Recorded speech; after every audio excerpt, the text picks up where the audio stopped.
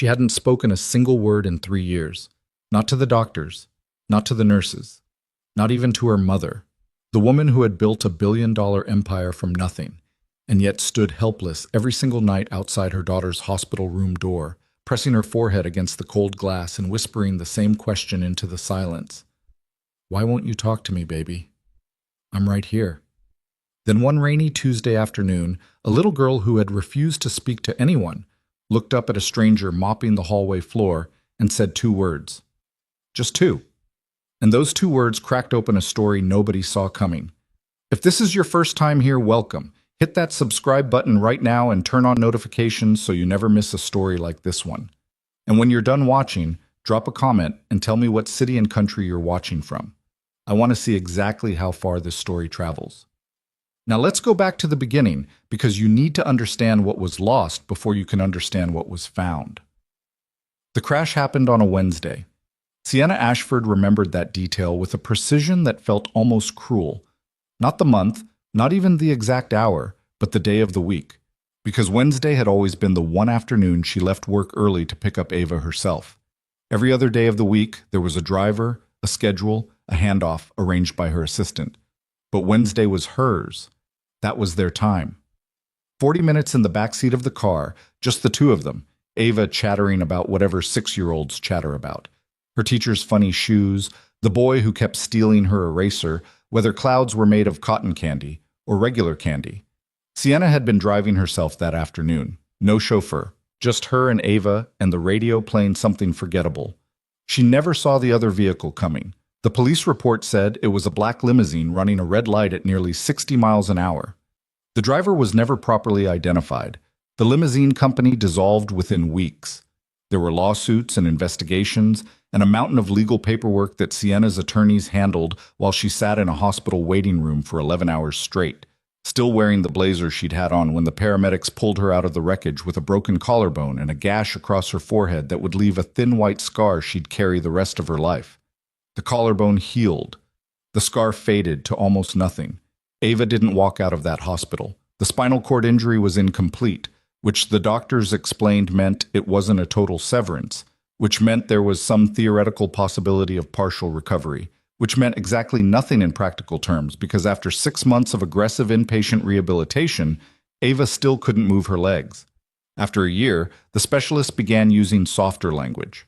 After 18 months, one of the country's leading neurosurgeons sat across from Sienna in a private consultation room and told her, with genuine regret in his eyes, that she needed to begin adjusting her expectations. Sienna had looked at him for a long moment. "I don't adjust my expectations," she said. "I find different approaches." The surgeon hadn't known what to say to that. Most people didn't when Sienna Ashford was in the room. She was 30 years old. She had founded her first company at 22, a logistics software startup that 3 larger competitors had tried to acquire before she was 25. She had turned them all down, scaled the company herself, and by 28 had been on the cover of 2 business magazines and named to a list of most influential young entrepreneurs in America. The money had come fast and then faster, and Sienna had spent most of it building more. New divisions, new acquisitions. A charitable foundation she'd launched partly out of genuine conviction and partly because her PR team had suggested it, and she'd been surprised to discover she actually cared about it. She had been, by almost any measure, exceptional. And none of it meant anything in the face of her daughter's silence, because that was the other thing the crash had taken. Ava had always been a talker, the kind of child who narrated her own life in real time, who asked questions faster than adults could answer them, who had strong opinions about everything from the color of her bedroom walls to the proper way to eat a sandwich. After the accident, she stopped. Not gradually, not intermittently, completely. The psychologists called it selective mutism, rooted in trauma response. They said it was not uncommon in children who had experienced sudden violent loss of physical ability. They said time and consistent therapeutic support would help. That had been 3 years ago. Ava was 9 now. She communicated through nods and head shakes and occasionally through writing in the small spiral notebook she kept on her lap at all times. She attended school with the help of a full-time aide. She had a tablet with a speech-to-text application the teachers used to draw her into class discussions.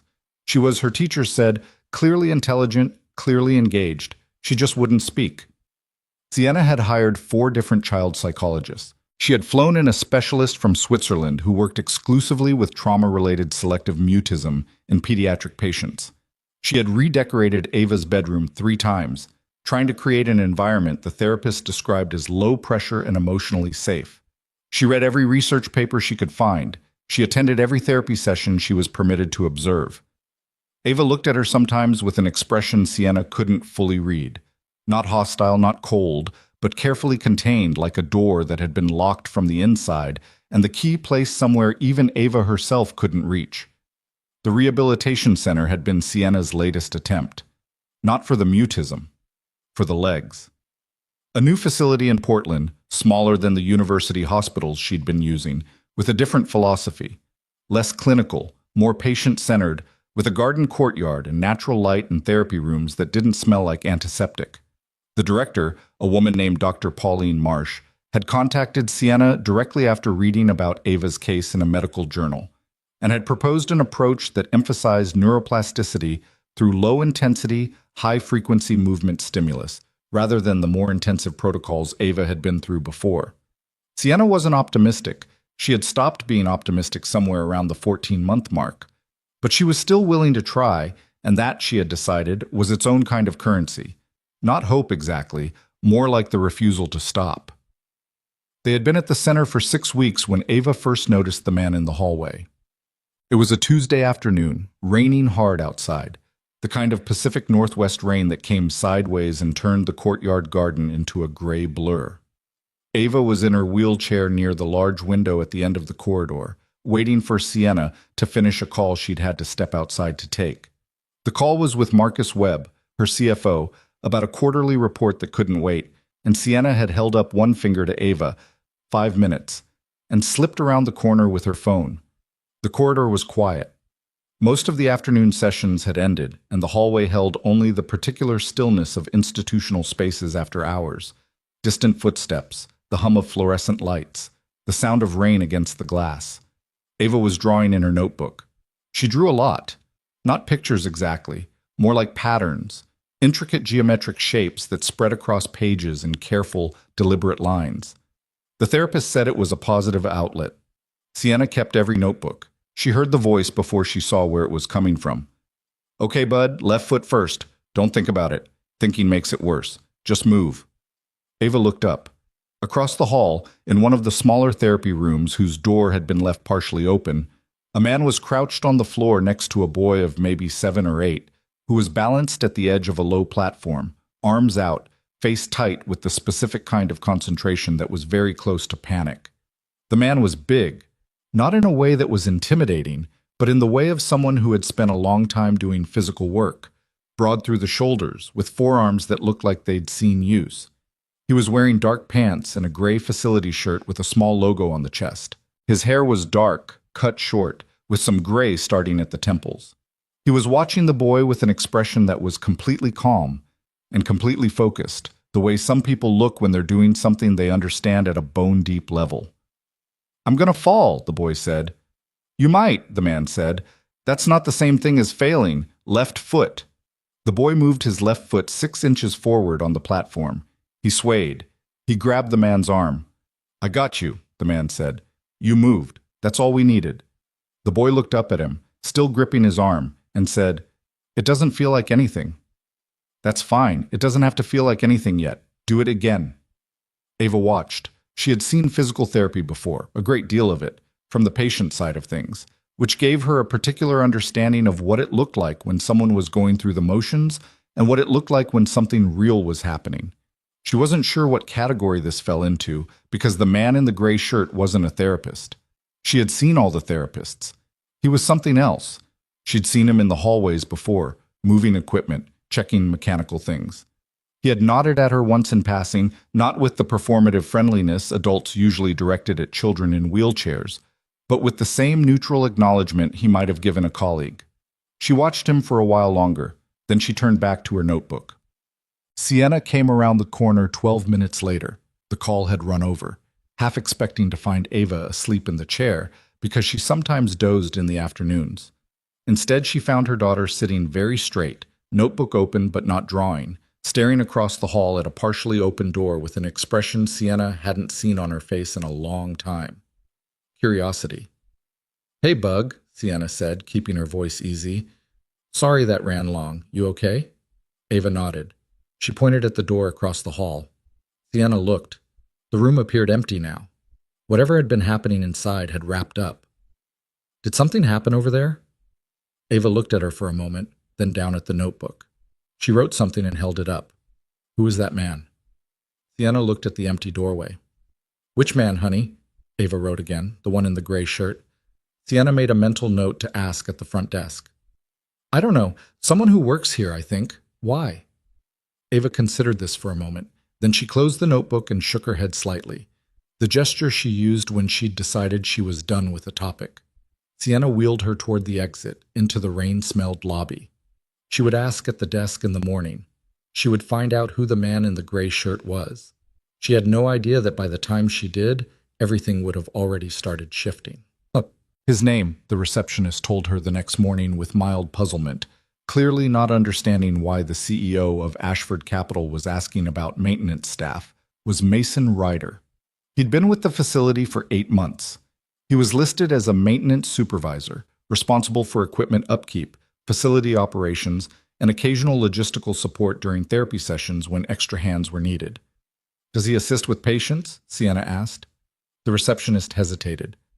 "Not officially. He sometimes helps with equipment setup. He's good with the kids. Some of the therapists let him sit in. Mostly he's around. Is there a concern?" "No concern," Sienna said. "Thank you." She thought about it for the rest of the morning during a board call that she sat through on autopilot, while her mind kept returning to what Ava had written. Who is that man? It wasn't the question itself. Ava wrote questions sometimes, especially about things she observed. It was the expression that had been on her face, the one Sienna hadn't seen. She asked Dr. Marsh about him over coffee in the director's office that afternoon. Pauline Marsh was a compact, precise woman in her early 50s who had been running rehabilitation programs for 20 years and had very little patience for the kind of softened professional language Sienna had grown accustomed to hearing from specialists. She said what she thought. It was one of the things Sienna liked about her. "Mason," Marsh said, with the slight pause of someone choosing words carefully. "He's unconventional. What I can tell you is that in 8 months, I've had 3 parents mention him specifically. 2 of them said their kids engaged better on the days he happened to be present in the room. The third said her son asked for him by name. He's not a therapist. No, he has no clinical certification." Marsh set down her cup. "I've also watched him work with equipment in the physical therapy room, and the way he spots body mechanics and micro movements is different from what you see in people without specialized training. I don't know his background. I haven't asked." She met Sienna's eyes. "I probably should have." Sienna made a decision the way she usually did, quickly, based on pattern recognition more than deliberate analysis. "I'd like to meet him," she said. The meeting happened that afternoon, in the small break room near the equipment storage area. Mason Ryder arrived 3 minutes early, which told Sienna something. He was in the same gray facility shirt, sleeves pushed up. He was taller than she'd expected. He had the kind of face that was hard to age. There were lines around his eyes that suggested either long exposure to sun and wind or a lot of years of something demanding, and his general manner was completely unhurried, which Sienna found instantly both disarming and slightly annoying because she lived at a pace that most people found exhausting, and this man looked like he could wait out a siege. "Mr. Ryder," she said, "I'm Sienna Ashford. My daughter is Ava." "I know who you are," he said, not dismissively, matter of fact. "I've seen you with her. She noticed you the other day, with a child in the room across the hall." She watched his face. "She asked about you." Something shifted slightly in his expression, not surprise exactly, more like a recalibration. "I was helping Jake with balance work. He's a patient here. His therapist was running late." "Did anyone ask you to do that?" A beat. "No." "Were you trained to do that?" Another beat, longer. He looked at her with an evenness that she recognized as the look of someone who has decided, in real time, how much to say. "I have some background in physical conditioning and rehabilitation." What kind of background? He was quiet for a moment. Military. Sienna held his gaze. My daughter hasn't spoken in 3 years, Mr. Ryder. She has seen 11 specialists and undergone 4 separate rehabilitation programs. She draws in a notebook and writes notes and hasn't said a word out loud to another human being since she was 6 years old. She paused. Yesterday, for the first time since this crash, she asked about someone. He said nothing. He was listening with the kind of attention that was rare, not waiting for his turn to talk, not forming his response, just actually listening. I'm not asking you to be her therapist, Sienna said. I'm not asking you to fix anything. I'm asking you to spend some time with her, doing whatever it is you do, and I'm asking you to tell me what you actually see. He looked at the table for a moment, then back at her. I can't promise you anything, he said. Good, she said. The people who promise me things are usually the ones who don't deliver. He almost smiled. Not quite, but close. I get off at 4, he said. She could meet me in the East Therapy room. 20 minutes. I'm not going to push her. I know, Sienna said, and somehow she did. The East Therapy room had large windows and low equipment, foam platforms, parallel bars at different heights, a handful of balance tools that looked more like children's toys than medical devices. Ava sat in her wheelchair near the window, notebook in hand, watching Mason with the same careful attention she'd turned on him the day before through the gap in the door. He didn't talk to her immediately. He moved a piece of equipment, a low foam cylinder, into the center of the room and sat on it, which put him at roughly her eye level. He had a small rubber therapy ball in one hand. He didn't make a production of it. I'm Mason, he said. You're Ava. She looked at him. You don't have to talk, he said. I've worked with people who couldn't talk. Some of them were the toughest people I've ever known. He turned the ball over in his hands once. I'm not going to tell you what I think you should be doing or what's possible or what the plan is. I'm just going to ask you one thing, and you can write it down or nod or whatever. She waited. Is there a part of your leg you can feel temperature in? Like, if I put something warm or cool against your skin, is there anywhere you can actually feel it? Ava stared at him. Then slowly she raised her right hand and pointed at the outside of her right knee. Good, he said, without any ceremony, without making it a bigger deal than it was. That's something. He stood up, picked up the foam cylinder, and moved it 2 feet to the left. We're going to try one thing, he said, very small, and I need you to focus all your attention on that spot you just showed me, not the rest of your leg, just that one spot. Sienna was watching from the corridor through the long, narrow window set into the door. She had her arms crossed. Her jaw was tight. She had promised herself she would not interfere, and she was keeping that promise through what felt like significant effort. The session lasted 22 minutes. When it ended, Mason walked Ava back to the door himself, pushing her chair. He held the door open, looked at Sienna, and said simply, She has more signal than the reports suggest. Someone should have been looking at that lateral knee region. Sienna stared at him. Have Dr. Marsh check the most recent nerve conduction study, he said. The area around L3 and L4. The documentation may have missed something. He went back into the room to put away the equipment. He didn't wait for a response. Sienna stood in the hallway, heart doing something unsteady in her chest, and looked down at her daughter.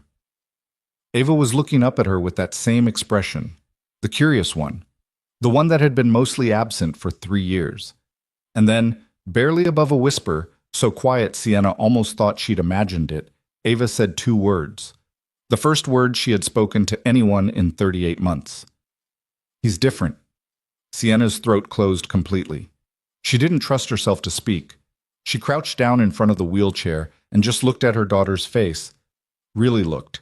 The way she hadn't been able to in a long time because looking too closely had started to feel like another kind of loss. Ava didn't say anything else. She opened her notebook and went back to her patterns. But the door had moved, just slightly, just enough. Dr. Marsh pulled the nerve conduction study the following morning. She called Sienna at 7:43, which was early even by the standards of people who took their work seriously, and her voice had that particular quality of someone who was trying to stay measured while processing something that was genuinely throwing them. The L3-L4 region, Marsh said. There's residual signal. It's weak, but it's there. The original study flagged it as noise, and the follow-up team accepted that interpretation. A pause. It may not have been noise. Sienna was already dressed, already on her second coffee, standing at the window of the hotel suite she'd been renting by the month since they'd come to Portland. The city was gray and damp below her, the way it usually was in November. "What does that mean practically?" she asked. "It means the pathway isn't completely dead. It means there may be more to work with than anyone realized." Another pause, longer. "Sienna, I want to be careful here. I'm not going to tell you this changes everything, because I don't know that yet, but it changes the question." Sienna set down her coffee. "I want Mason Ryder in a room with you and the lead therapist by end of day." There was a brief silence on Marsh's end that Sienna recognized as the sound of a professional trying to figure out how to say something delicate. "He's maintenance staff," Marsh said carefully. "He's the person who found something 11 specialists missed," Sienna said. "I don't care what his badge says." The meeting happened at 4:30 in Marsh's office, which was small enough that the four of them, Marsh, the lead physical therapist, a young woman named Claire Oduya, who had worked with Ava for the past 6 weeks, Mason, and Sienna, made the room feel crowded. Mason arrived last, still in his work clothes, and took the chair nearest the door, which Sienna noticed. People who sat near exits either wanted a quick escape or were accustomed to needing one. Marsh laid out the updated interpretation of the nerve study. Claire had brought Ava's full movement history, 6 weeks of session notes, annotated graphs, video clips from the therapy room cameras. She walked through it with the efficiency of someone who was good at her job and knew it. Mason listened. He didn't interrupt. He asked 2 questions, both specific and technical enough that Claire glanced at him once with an expression that wasn't quite reassessment, but was moving in that direction. When Claire finished, the room was quiet for a moment. "The conventional approach has been to work the major muscle groups first," Mason said. "Build the large systems, see if the smaller ones come online. That's the standard logic, and it makes sense for most injury profiles." He paused. "But Ava's been doing that for 3 years, and the large systems haven't responded. What she has is lateral signal around a narrow band of the right knee. That's not nothing. That's a starting point." "A starting point for what exactly?" Claire asked. Not defensively. She was genuinely asking. "For teaching the brain that the body is still there." He looked at the table. "There's a period after significant spinal injury where the brain essentially stops sending signals to a region because the signals come back as noise or nothing. The brain's efficient. It stops wasting resources on pathways that don't seem to be working. The question is whether you can reestablish communication. Create enough consistent, localized response in a region that still has signal, and sometimes the brain recalibrates." "Sometimes," Marsh said. "Yeah, sometimes." He wasn't trying to sell anything. "I've seen it work and I've seen it not work. I'm not going to sit here and tell you I know which category this is." Sienna had been watching him through this whole exchange. There was something almost frustrating about his refusal to oversell. Every other specialist she'd encountered had led with confidence, with data, with carefully constructed optimism, designed to justify the fees and maintain the relationship. Mason was sitting in a borrowed chair in work clothes and telling them that he wasn't sure. It was the most honest thing anyone had said to her in 3 years. "What would you need?" she asked. He thought about it. 2 sessions a day instead of 1, morning and late afternoon. The morning session focused purely on the lateral knee work. Very specific, very low intensity, high repetition. Afternoon session in the water tank if the facility has one, because the buoyancy removes the fear factor. She won't feel like she's going to fall. He glanced at Claire. "I'd want to work alongside whoever is running the sessions, not instead of them. I'm not a licensed therapist." "I'm aware," Marsh said with a dryness that had a slight smile underneath it. "What about Ava?" Claire asked. "She has a history of shutting down when sessions get too intensive. We've had to scale back twice already because she disengaged completely." "I know," Mason said. "I'm not going to push her the way the previous programs did. The intensity in what I'm describing is technical, it's not going to feel hard to her. It's going to feel small. That's the point." He paused. "The hardest part of this isn't going to be her body. It's going to be convincing her to keep showing up when nothing seems to be happening, because it's going to look like nothing is happening for a while." The room was quiet again. Sienna looked at Marsh. Marsh looked at Claire. Claire looked at her notes. "I'm willing to try it," Claire said, "if Dr. Marsh approves." Marsh was quiet for a moment longer than seemed comfortable. Then she said, "Unofficially, you're assisting in sessions, Mason. Consultant capacity. We document everything. He nodded. That's fine. And I want weekly check-ins. All four of us. She looked at Sienna. Including you. Obviously, Sienna said. The first 2 weeks were, by any external measure, completely underwhelming. Ava came to the morning sessions with the resigned cooperation of a child who had learned that adults had opinions about her body that she was not particularly able to prevent, and she went through the exercises with a compliance that was not quite engagement. Mason didn't push. He ran the same small sequence of lateral knee work every morning, a series of micro movements, almost imperceptible, focused on the narrow band of signal the study had identified, and he kept the sessions to 40 minutes, and he didn't make a big deal of anything. Sienna watched when she could, and stayed out of it when watching made her too anxious. She had learned over 3 years that her anxiety was contagious. Ava could read it in the set of her mother's shoulders, the specific way Sienna breathed when she was trying not to hope too hard.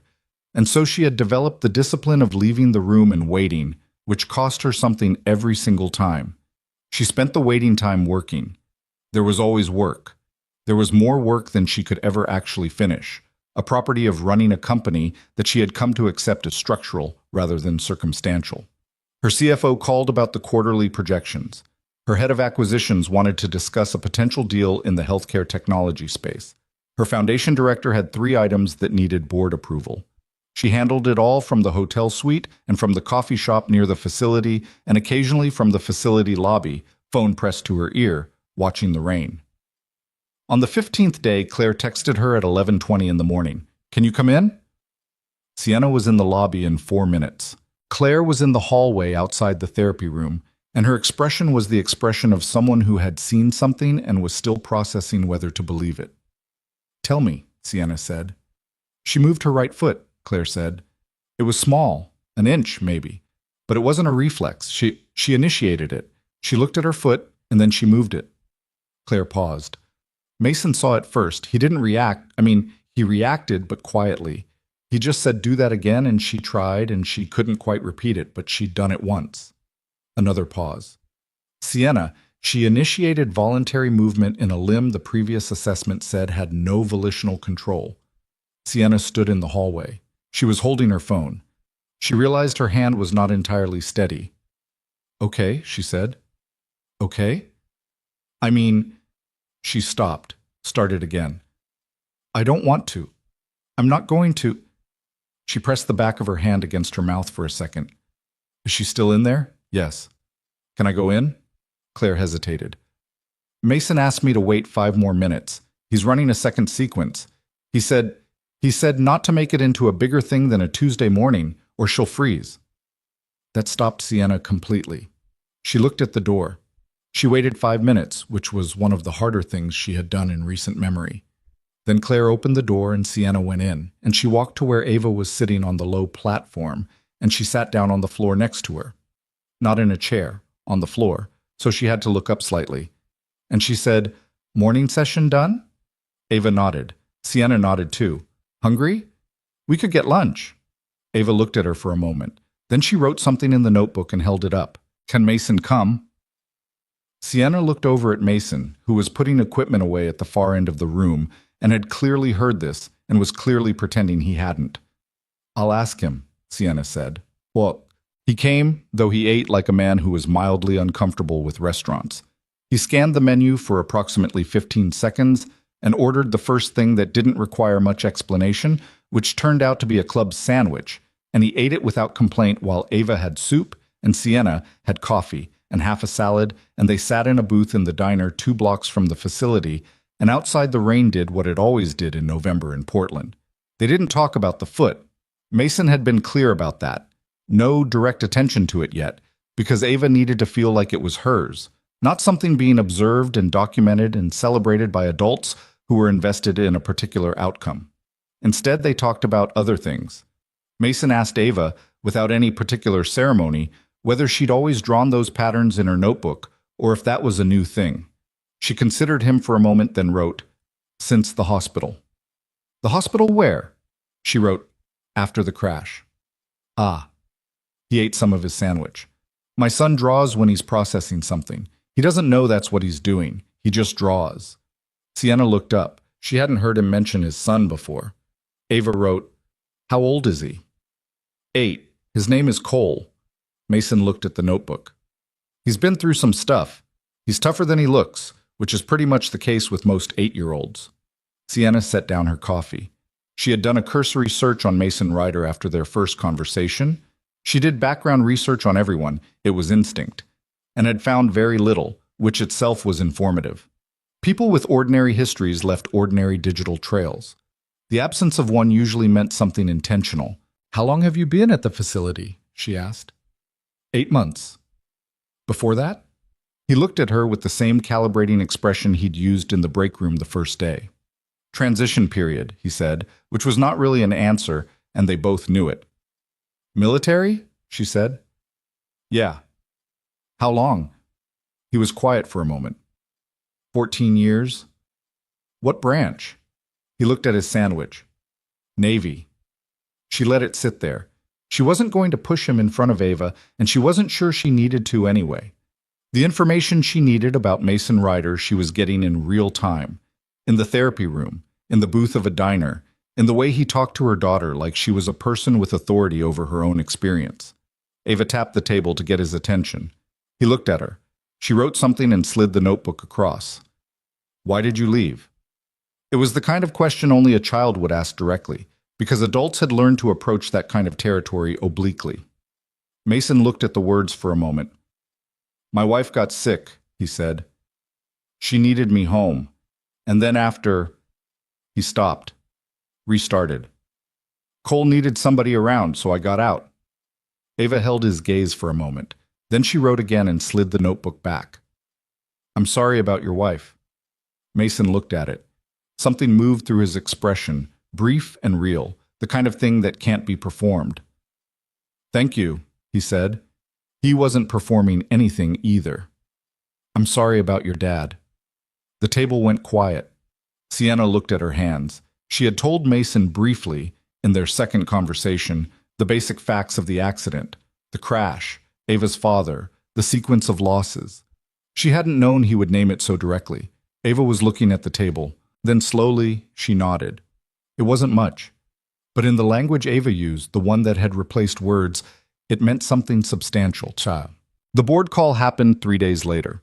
Sienna had a standing quarterly call with her executive team and the 4 largest shareholders in Ashford Capital, men and women who had been involved since the early days, who had watched the company grow from a mid-sized logistics software firm into a diversified holding company worth considerably more than any of them had originally projected.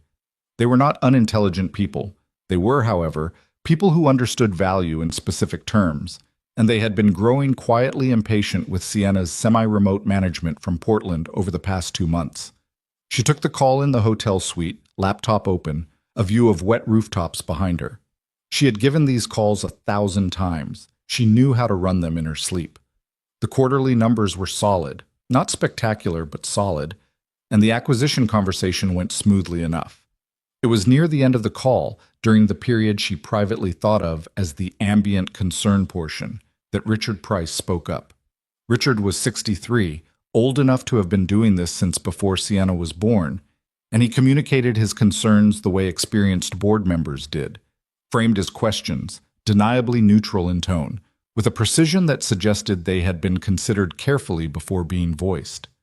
"Sienna," he said, "I want to raise something, and I want to preface it by saying it comes from a place of genuine concern for both you and the company." She knew what was coming. She had known it was coming for about 3 weeks. "Of course," she said. "There are some questions circulating, nothing formal, just conversations, about the degree to which the Portland situation is affecting your availability and focus. We understand the personal circumstances. We respect them. But the perception among certain stakeholders is that key decisions are being delegated in ways that wouldn't normally be the case, and that some of those decisions are..." He paused. "I'll say it plainly. People are asking why the rehabilitation approach for Ava has been restructured around input from a maintenance worker." The other faces on the call were carefully neutral. "His name is Mason Ryder," Sienna said. "I understand that. The concern isn't personal to the individual. It's about the judgment being applied. There are world-class specialists, We've had 11 world-class specialists, she said, over 3 years. In that time, not one of them identified residual nerve signal in the L3-L4 region that has now been confirmed by a revised electromyography study to indicate the presence of volitional motor potential. She kept her voice level. Mason Ryder identified that in 20 minutes. Another pause. We understand he has some military background, Richard started. He spent 14 years in the Navy. I don't know his full record because he hasn't shared it, and I haven't pressed him, but the level of expertise he's demonstrated in identifying and designing around a spinal injury profile that stymied multiple board-certified neurologists suggests it is considerably more specialized than his current job title implies. She looked at the camera. I want to be clear about something. The decisions I make about my daughter's care are not board decisions. They're not subject to shareholder input, and if there is a perception issue stemming from those decisions, I will manage it. What I will not do is remove this one person who has produced a measurable result because the optics are inconvenient. The call ended on professional terms. They always did. Afterward, Sienna sat in the suite for a few minutes without doing anything. The room was quiet, and the rain had finally stopped, and a pale, unconvincing sunlight was trying to make something of the late afternoon. She thought about what Richard had said. A maintenance worker. As though the title was the person, as though everything relevant about Mason Ryder was contained in those 2 words on a facility badge. She had done this herself once, reduced people to their legible function, their visible role. She had been building a company, and there were efficient ways to process information about people, and she had used them. She wasn't sure exactly when she had stopped. Cole Ryder was 8 years old and had his father's dark hair and his mother's eyes, which were a light hazel that looked almost gold in certain light, and he had been brought to the rehabilitation center twice now after school on days when Mason's schedule ran long, and the aftercare program Cole normally went to had closed early. He sat in the hallway with his backpack and his own homework and didn't complain about it, which Sienna suspected was a practiced patience rather than a natural one, the kind children developed when their circumstances required it. He and Ava had encountered each other for the first time on a Thursday afternoon when Sienna had been in the facility longer than expected. Cole was in the hallway reading a book. Ava came through in her wheelchair on the way back from the water therapy session with Claire, hair damp, looking tired. Cole had looked up and said, matter-of-factly, "Is the water tank warm or cold?" Ava blinked. She was accustomed to children either staring at the wheelchair or very deliberately not staring at the wheelchair. The question bypassed the whole apparatus. She held up a hand and made an ambiguous gesture. So. I figured, he said. They always say warm and then it's medium. She looked at him for a moment, then took out her notebook and wrote, What are you reading? He held it up. It was a book about shipwrecks. She looked at it. Then she wrote, Any good? Yeah, there's one chapter about a ship that sank in Alaska in like 1906. They were out there for 3 days on this freezing rock before anybody found them. He turned the book over in his hands. My dad told me about it. He knows about a lot of stuff like that. Ava wrote, Your dad was in the Navy. Yeah, he doesn't talk about it a lot. Cole shrugged, with the practiced nonchalance of a boy who had learned to accept what adults chose not to share. But sometimes he tells me about survival stuff. How to stay warm. How to stay calm when things are bad. Another shrug, smaller. He says the most important thing is not to panic, because panicking uses up the energy you need for the thing that actually gets you out. Sienna, who had come around the corner and stopped when she saw them talking, stayed around the corner. Ava wrote something in the notebook. Held it up. From where Sienna stood, she couldn't read it, but she saw Cole read it, and then look up and say, He says the same thing about that the body follows what you tell it, not the other way around. Ava looked at the words she'd written. Then she closed the notebook. She didn't write anything else, but she stayed there in the hallway talking to Cole, through the notebook, through gestures, through the developing shorthand of 2 children who communicated differently but were willing to work at it, for another 20 minutes, until Mason came out of the equipment room and found them there and stood in the hallway looking at his son and at Ava with an expression that was quiet and difficult to name. He caught Sienna's eye across the hallway. She didn't say anything. Neither did he. But she saw something in his face, not quite surprise, more like the look of a man who had learned to hold the things he hoped for carefully, at a distance, because holding them too close had cost him before. And she understood it, because she had been carrying exactly the same posture for 3 years. The toes moved on a Friday. It happened at the end of the morning session in the 4th week during a sequence. Ava had done so many times she'd stopped thinking consciously about it, which Mason had said was the point, that voluntary movement was sometimes easiest to reach when the conscious mind stepped back and let the body remember something it hadn't been allowed to attempt. Ava was sitting on the low platform, eyes closed the way Mason had shown her, not meditating, nothing like that, just removing one input channel so she could focus on another. And she was doing the breathing pattern and directing attention to the band around her right knee. Mason was 4 feet away, not touching her, not coaching actively, just present. Claire was in the corner making notes. And then Ava's right foot moved. Not the small single-inch initiation from 2 weeks ago. The foot moved, and then the toes followed. A distinct, separate, voluntary flex of the toes, small but unmistakable. The kind of movement that is unambiguously intentional when you've been watching bodies closely for a long time. Claire made a sound that was not quite a word. Mason said quietly, "Stay with it. Don't open your eyes yet." Ava stayed still. Her face was doing something complicated, the kind of internal event that was too large for expression, that was moving through her faster than her features could keep up with. "Can you do it again?" Mason said. A pause. A long one. Then the toes flexed again. Both feet this time, right and then left, as if the signal had found a secondary route. Ava opened her eyes. She looked at her feet. She looked at Mason. I was looking back at her with the most composed face she had ever seen on an adult in this context, which was the only reason she didn't fall apart immediately. Because he was treating it like something real, but not like a miracle, like a development, like a thing that had happened because the work had built toward it, like a Tuesday, which was exactly what he'd said from the beginning. "There it is," he said. Just that. Ava looked at her feet again. Then she looked at Claire, who had given up entirely on maintaining professional composure and had her hand over her mouth. Then Ava reached for her notebook. She wrote something and held it up. "Don't tell my mom yet." Mason read it. "Why?"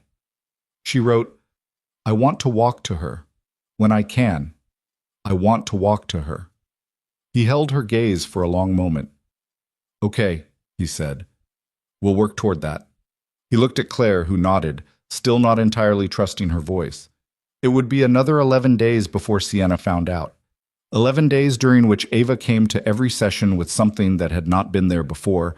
Not optimism exactly, because she was 9 years old and had been through enough to be appropriately skeptical of optimism. But purpose. A reason to show up that belonged entirely to her. Mason kept his word. He didn't tell Sienna. He had spent 14 years keeping operational information confidential under conditions considerably more pressured than this. And this was the one secret he'd been asked to keep that had made him feel, in a way he couldn't have articulated precisely, like the work was worth something beyond the clinical outcome. He drove home those evenings to the small house he rented 20 minutes from the facility, made dinner for Cole, helped with homework, and sat in the kitchen afterward with a cup of coffee that went cold. While he stared at the table and thought about a girl who wanted to walk to her mother under her own power, and about how much that specific desire, the desire to arrive somewhere on your own terms, was something he understood better than most. Cole came into the kitchen one night around 9 and found him there. "You're doing the staring thing," Cole said. "What staring thing?" "The one where you look at the table like it said something rude." Mason looked up at him. "Go to bed. It's 9:15. 9:15 is bedtime." Cole went to the fridge, extracted a glass of milk that had already been poured and was waiting there, which meant he'd been planning this specific delay, and leaned against the counter. "Is Ava getting better?" Mason looked at him. "I'm not stupid," Cole said. "You come home different on the days her sessions go well." Mason was quiet for a moment. Cole was 8 and had his mother's perceptiveness, which had always been both a gift and a thing that occasionally caught Mason off guard, even now, 2 years after she'd been gone. "Yeah," he said. "I think so." Cole drank his milk. "Good," he said, with the simple finality of a child who has said the thing that needed to be said and considers the matter handled. He rinsed the glass, put it in the drying rack, and went to bed. Mason sat in the kitchen a while longer. The house was quiet. Outside, for the first time in what felt like weeks, there was no rain. Just a clear, cold November night and a sky with stars in it, which in Portland felt like a specific kind of announcement. He finished his cold coffee. Ava was going to walk. He didn't know exactly when, and he wasn't going to promise it to anyone, but he knew it the way he had known certain things in the field. Not from data, but from the accumulation of small signals that added up to a direction. The body was relearning the conversation it had forgotten how to have. The pathways were rebuilding themselves in the patient, unhurried way that the body did things when it was actually healing rather than being forced. He just had to keep showing up. And so did she. That had always been the whole of it, really. You showed up, and you kept showing up, and somewhere in the repetition of that, the impossible became just another Tuesday. The 11 days passed the way certain periods of waiting do, slowly in real time and, in retrospect, almost without duration, as though the mind had quietly agreed to compress them into something manageable. Sienna knew something had shifted. She wasn't certain what, exactly. There was nothing she could point to directly, no visible evidence, no dramatic change in the therapy room reports that Claire filed each week. But she had spent 3 years learning to read Ava at a distance, the way you learn to read weather through a window you can't open. And there was something different in the set of her daughter's shoulders during the morning sessions. Something in the way Ava arrived at the facility each day that was less resigned and more present, deliberate, like someone who had a destination in mind. She didn't ask. She had learned that asking too directly was its own kind of pressure, the kind that could close a door that had only just come open. So she watched, and she waited, and she filled the waiting with work and with the specific, disciplined patience she had developed over 3 years of learning that the alternative to patience was despair, and despair was not something she could afford. On the 11th day, Ava asked if Cole could come to the afternoon session. She wrote it in the notebook at breakfast and passed it across the table to Sienna, who read it and said, without inflection, "I can ask Mason if that's okay with him." Ava nodded and went back to her toast. Mason said yes. He said it without hesitation, which told Sienna it wasn't a surprise to him, which meant Ava had planned this, had known what she was going to ask and when, which meant the afternoon session was something specific, something prepared. Sienna understood she was being managed by a 9-year-old, and she respected it more than she could say. Cole arrived at 3:30 with his backpack and his shipwreck book and an energy bar he'd been saving, and he went immediately to Ava in the hallway and sat on the floor next to her wheelchair and showed her the chapter he'd been reading about the 1906 wreck in Alaska, which he had now finished and had strong opinions about. Ava read a passage he pointed to and wrote something in response. They were still arguing about some detail of the rescue protocol. Through Ava's notebook, back and forth, when Mason came out of the equipment room and looked at his son and then at Sienna with an expression she was beginning to recognize as his version of being moved. "Afternoon session in 10, he said. Cole looked up. "Can I watch?" Mason looked at Ava. Ava wrote, "Yes." Then she added, below it, "You have to be quiet." "I'm always quiet," Cole said. Ava raised an eyebrow at him. He reconsidered. "I can be quiet," he amended. She accepted this with a nod, and they went into the therapy room, which had been arranged slightly differently than usual. The parallel bars moved closer to the center, a clear path of about 8 feet between them, the low platform pushed to one side. Sienna noticed the arrangement from the doorway. She processed what it implied and felt something move through her chest that was not quite hope and not quite fear, and was probably both of them occurring simultaneously, which was a condition she had inhabited so long she had stopped trying to separate them. "You can come in," Mason said. She stepped inside. He closed the door behind her and turned to face the room. Claire was in the corner near the window. Cole had settled himself against the wall with his knees drawn up, already demonstrating the promised quiet. Ava was positioned at one end of the parallel bars, her hands resting in her lap, looking at the bars with an expression that was completely unreadable to everyone in the room, except possibly Mason, who had watched her face through enough sessions to understand its particular vocabulary. "You want to tell her?" Mason asked Ava. Ava looked at Sienna. Then she picked up the notebook and wrote, slowly and deliberately, and held it up. "I've been practicing. I didn't tell you because I wanted it to be real first. It's real now. I want you to watch." Sienna read it twice. Then she sat down on the floor, the same way she had in the therapy room weeks ago. Not in a chair, on the floor. So she wouldn't be above Ava, wouldn't be looking down at her. She couldn't speak. She nodded. Ava set the notebook down. She gripped the parallel bars, one on each side, the handles worn smooth, and she pushed. The effort in her arms was immediate and visible, the muscles in her small forearms standing out, and she rose. Not all the way, not cleanly. She went up and then dropped back twice before she got her weight distributed, and her legs came underneath her. She was standing, bent, shaking, not the upright posture she would build toward over the weeks ahead, but standing, with her weight distributed between her own feet and the bars and nothing else. Cole made a sound against the wall that he suppressed immediately. Sienna pressed both hands over her mouth. Ava looked at the far end of the bars. 8 feet. She had told Mason once, in the notebook, that 8 feet felt like the moon. He had written back. He'd started writing back sometimes, in her notebook, when he wanted to say something without speaking. The moon is a fixed distance. 8 feet is a decision. She moved her right foot. It was slow. It was effortful in a way that was almost painful to watch, not because it was agonizing, but because the concentration required was total, the kind that reduces a face to pure intention, and Ava's face was doing exactly that. She moved her right foot 6 inches forward. Then she moved her left. The bars held her when she swayed. She let them. Mason stood at the far end of the bars, 7.5 feet away, and he did not move toward her and he did not speak. He just watched with the full, steady attention she had come to rely on, the specific quality of someone who was present without exerting pressure, which was rarer than it sounded. 3 steps. 4. She stopped at the halfway point and her arms were shaking and her breathing was audible. "Take a break," Mason said. "Don't sit down. Just pause." She paused. She breathed. Sienna, on the floor at the end of the room, was not breathing at all, or barely, and Claire had stopped writing anything, and Cole had his hands pressed flat on his thighs, the way his father sometimes held himself still, when stillness was the appropriate response.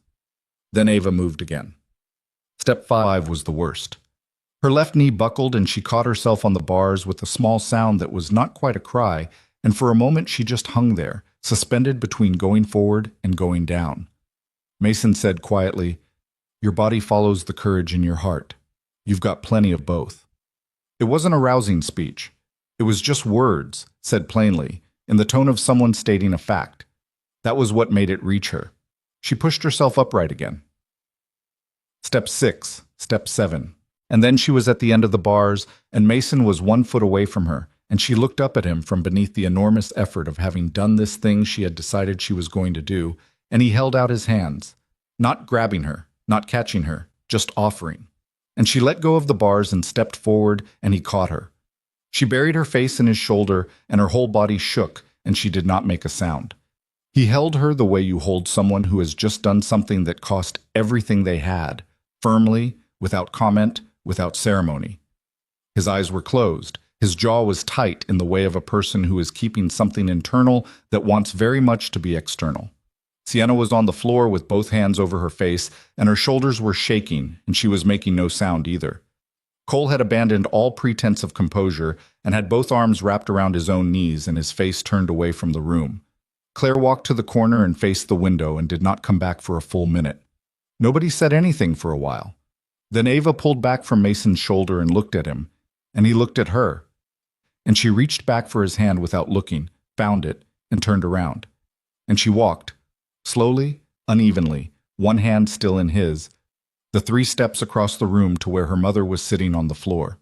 Sienna reached up for her, and Ava came down to her, and they held each other on the floor of the therapy room, and Sienna said, into her daughter's hair, the only words she could find, "I'm right here, I'm right here."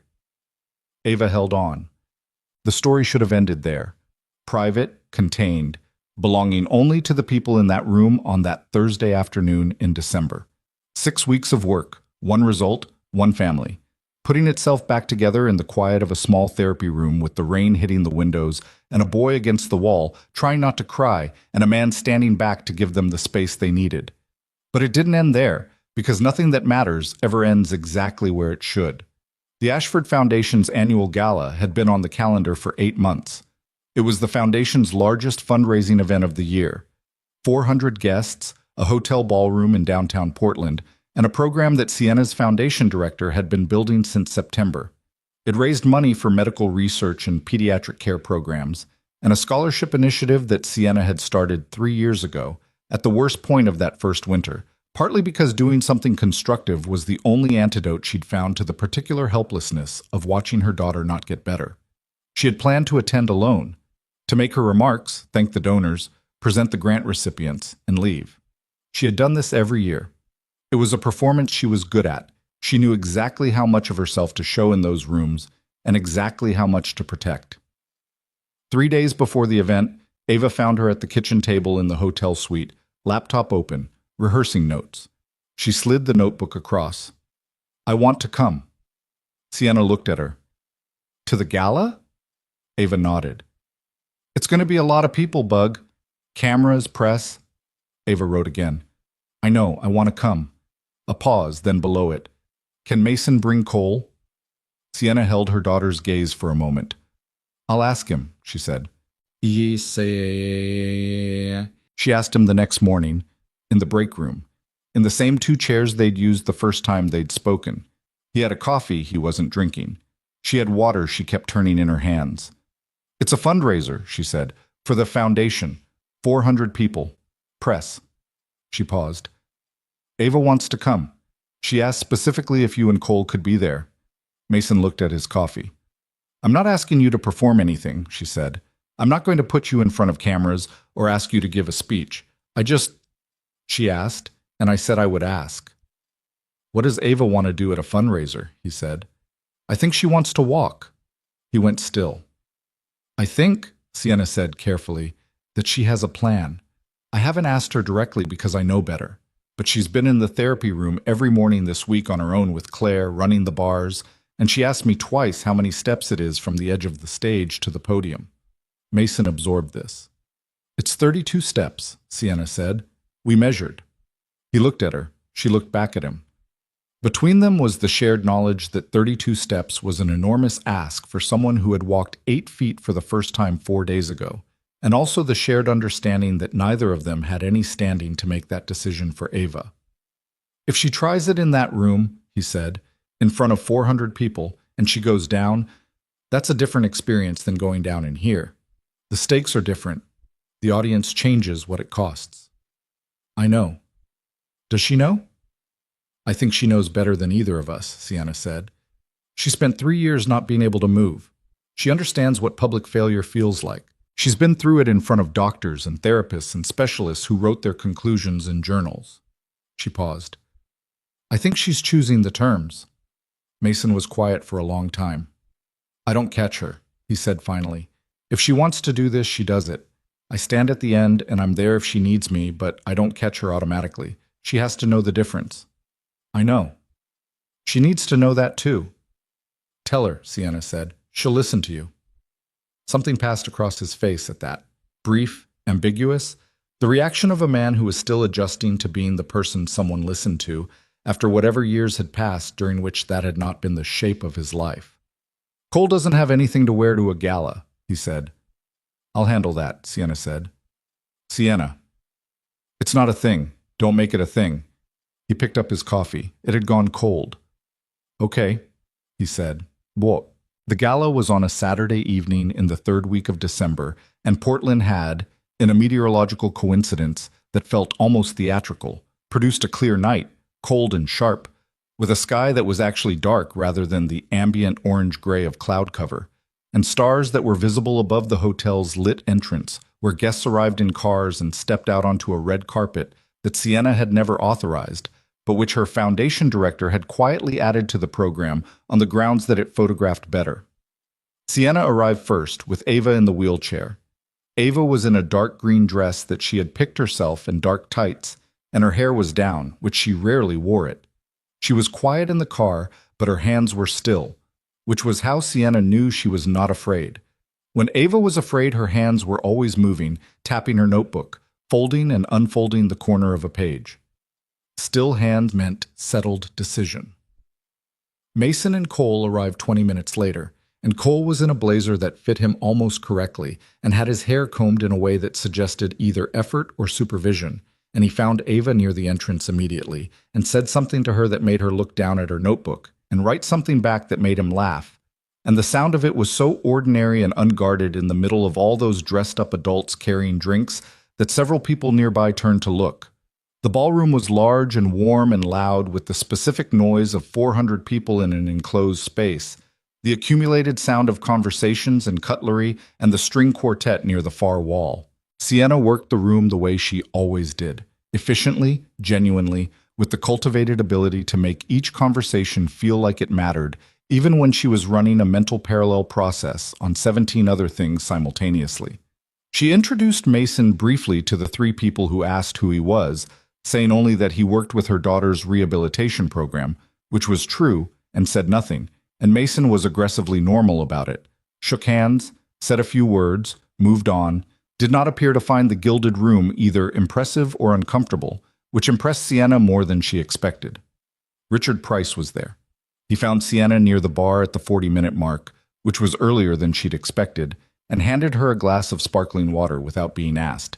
He had known her long enough to know she didn't drink at these events. "She looks well," he said, nodding toward Ava, who was across the room with Cole, the two of them examining the centerpiece on one of the tables with the focused interest of children evaluating something's potential. "She is," Sienna said. Richard was quiet for a moment. "The quarterly numbers are better than I made them sound on the call. I want you to know I'm aware of that." She looked at him. "I was making an argument," he said. "It wasn't my best one." This was as close to an apology as Richard Price generally got. Sienna accepted it in the spirit it was offered. "The approach with Mason Ryder is working," she said. "I expect it to continue working." "I gathered," he said. "I also did some research." He paused, turning his glass. "His service record. The Navy doesn't publish much, but enough comes through if you know where to look. He was a SEAL, Sienna, 14 years, decorated multiple times. The rehabilitation work he did with wounded operators. Apparently he more or less developed an approach that became unofficial protocol in certain programs." He paused. "The man knows what he's doing." "I knew that in the first 20 minutes, Sienna said. "I know you did." He looked across the room at Mason, who was talking to one of the Foundation's grant recipients, a pediatric physical therapist from Seattle who was gesturing animatedly about something. "I'm slower than you. Always have been." He almost smiled. "It's why you're the CEO and I'm a board member." Sienna looked at him.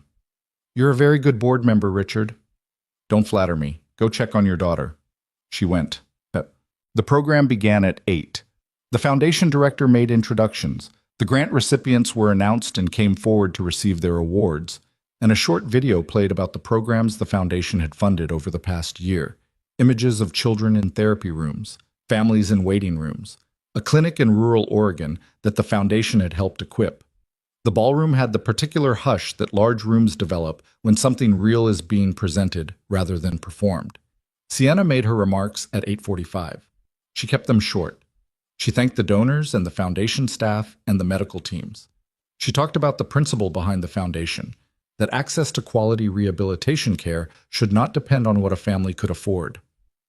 She did not talk about Ava. She almost never talked about Ava in these rooms, because Ava's situation was Ava's, not a narrative device for fundraising, and she had made that boundary early and kept it.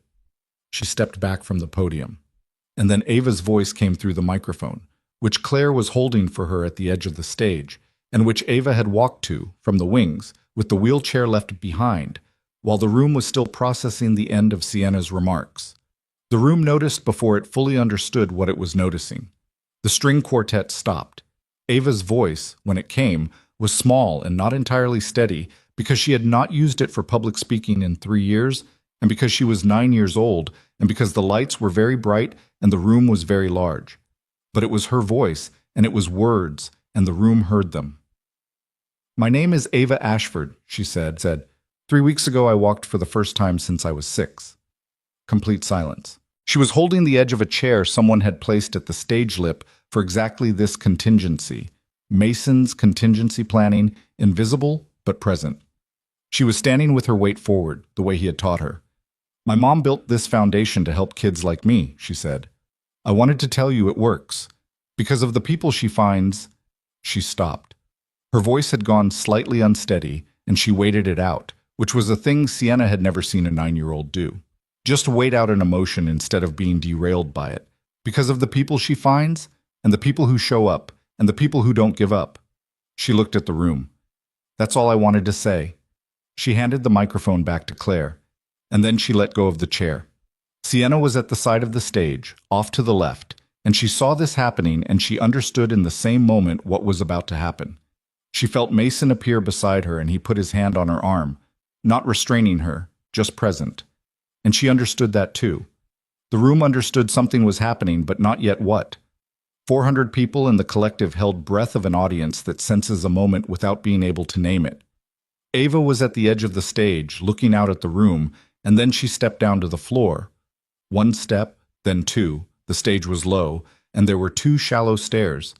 And she was on the ballroom floor, and the distance between her and Sienna was 20 feet, and Ava began to walk it.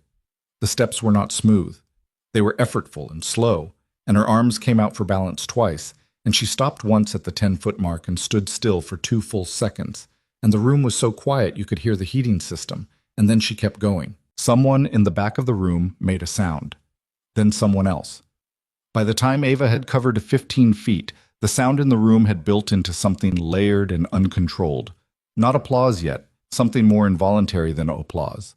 The collective response of 400 people witnessing something that was defiantly, inconveniently human in a way that broke through the formal occasion like a window breaking. She almost went down at 18 feet. Her left knee buckled, the same one that had given way in the therapy room, and she swayed hard to the right, and there was an audible intake from the crowd, and Sienna stepped forward, and Mason's hand tightened on her arm, and she stopped.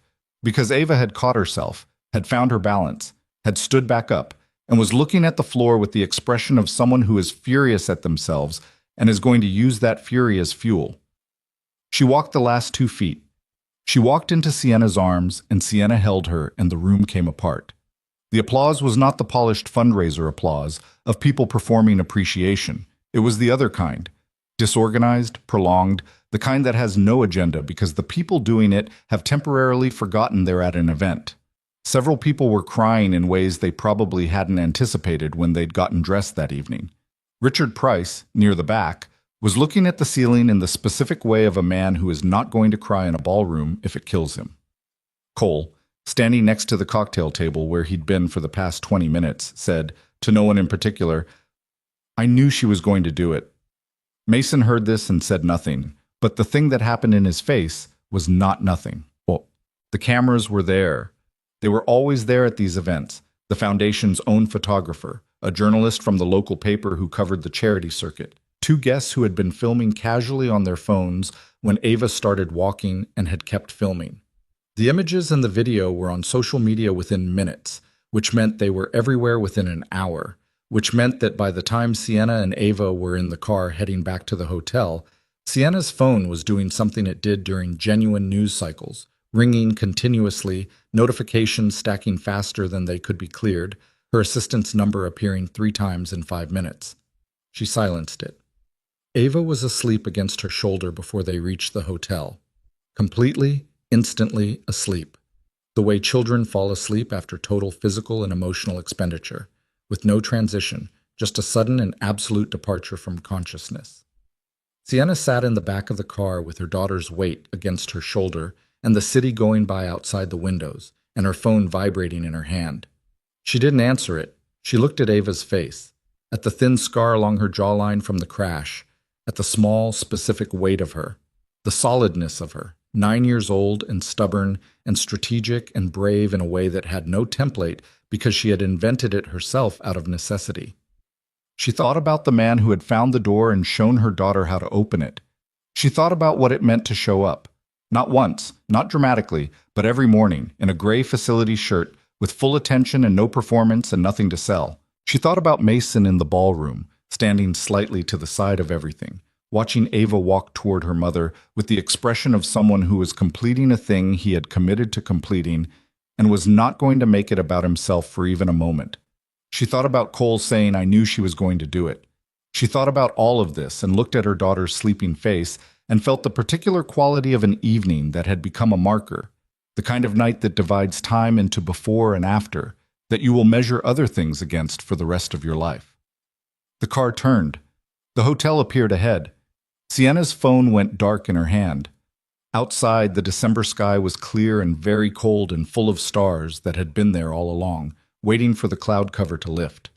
The video ran 47 seconds. Someone had captured it from the left side of the ballroom, a guest with a phone, decent angle, surprisingly steady, and it showed Ava from the moment she let go of the chair at the stage edge to the moment she walked into Sienna's arms. 47 seconds of a 9-year-old girl crossing 20 feet of ballroom floor on legs that 3 years of medical consensus had declared permanently non-functional. The near fall at 18 feet was in there. The recovery was in there. The last 2 steps were in there. By Sunday morning, it had 4 million views. By Sunday evening, it had 14. By Monday, it was on every major news network, introduced with varying degrees of accuracy about the backstory and a consistent inability to identify who Mason Ryder was, which was how his name entered the public conversation, as a question. The man standing at the side of the stage. The man Ava had walked toward. The man who appeared in the background of every shot, not moving, not reaching for her, just watching with an expression that several commentators described in the slightly overheated language of viral news cycles as the calmest face in the room. Who is he? Sienna's communications director called at 6 Monday morning. His name was Derek Foss, 34, and he had worked for her for 3 years and was very good at his job, which mostly involved managing the gap between what was true and what people were going to say regardless. "You need to get ahead of this," he said. "The speculation is already running. I've got 3 separate threads claiming he's a physical therapist she hired secretly, one claiming he's a family friend, and one that somehow landed on the idea that he's a former professional athlete. None of them are right." "I know," Sienna said. "If his background comes out through someone else's reporting, it's a different story than if it comes from you." "The SEAL angle." He paused. "Sienna, that's a significant narrative. Decorated veteran working as a maintenance supervisor, identifies what specialists missed, teaches a paralyzed child to walk. That's not a story that stays quiet. I know that too. So what do you want to do?" She was at the window again. Hotel suite, 7th floor, Portland gray outside going on 4 months now. Ava was still asleep in the bedroom. She could hear nothing from the room, which meant the deep sleep of total exhaustion, which was fine. More than fine. "Nothing today," she said. "Give me until tomorrow." "The press request, hold them, all of them, tomorrow." She hung up and stood at the window and thought about Mason, who did not have a communications director, and whose phone she suspected had been ringing since Sunday morning, and who had said, in every conversation they'd had, in which the topic of attention came up, almost nothing, in the manner of someone who had developed a practiced relationship with staying out of frame. She called him. He picked up on the second ring, which told her he'd been awake. "I figured it would be you," he said. "Your phone?" "Yeah." A pause. "I turned it off last night. Turned it back on this morning. There are a lot of messages." "I know. I'm sorry. It's not your fault. It's my foundation's event." Ava walked into a room full of people of her own free will, he said. "Nobody made that happen. Don't apologize for it." She pressed the back of her hand to her mouth for a second. Then she said, "My communications director wants to put together a statement, something that gives the press a factual version before they build their own. It would include you, your background." She paused. "I'm not going to do anything without your permission." The silence on his end was longer than usual. She could hear what might have been coffee being poured. "What does that look like?" he said. "I don't know yet. That depends on what you're willing to have said." Another pause. "My service record isn't classified. The broad strokes are public record if someone looks hard enough. Some of it—" He stopped. "Some of it I'd rather not have turned into content. I understand that." "Do you?" It wasn't hostile. It was a genuine question, the kind that had weight behind it, the kind asked by someone who had good reason to wonder whether the people around them actually understood the things they claimed to. "No," she said after a moment. "Probably not fully. But I'm asking, which is different from assuming." He was quiet again. "Tell your director to draft something minimal," he said. "Service branch, years served, general area of expertise. Nothing specific. I'll look at it before anything goes out." "Of course." "And Sienna?" His voice had changed slightly, lower, more careful. Cole goes to school. I need his school to stay out of this. Done, she said. Absolutely done. I'll have Derek make that explicit in every conversation with every outlet. Okay. Are you... She stopped herself. Am I what? I was going to ask if you were okay, and then I realized that was probably an annoying question. A beat. Then something that might have been the edge of a laugh. Little bit, yeah, he paused. I'm fine. It's loud, but I've been in louder. She believed him. She'd been learning to read which things he said were performance and which weren't, and this was the second category. Come in Thursday, she said. Session is normal. Ava's going to need normal more than anything else right now. Yeah, he said. I know. Well, the statement went out Tuesday morning.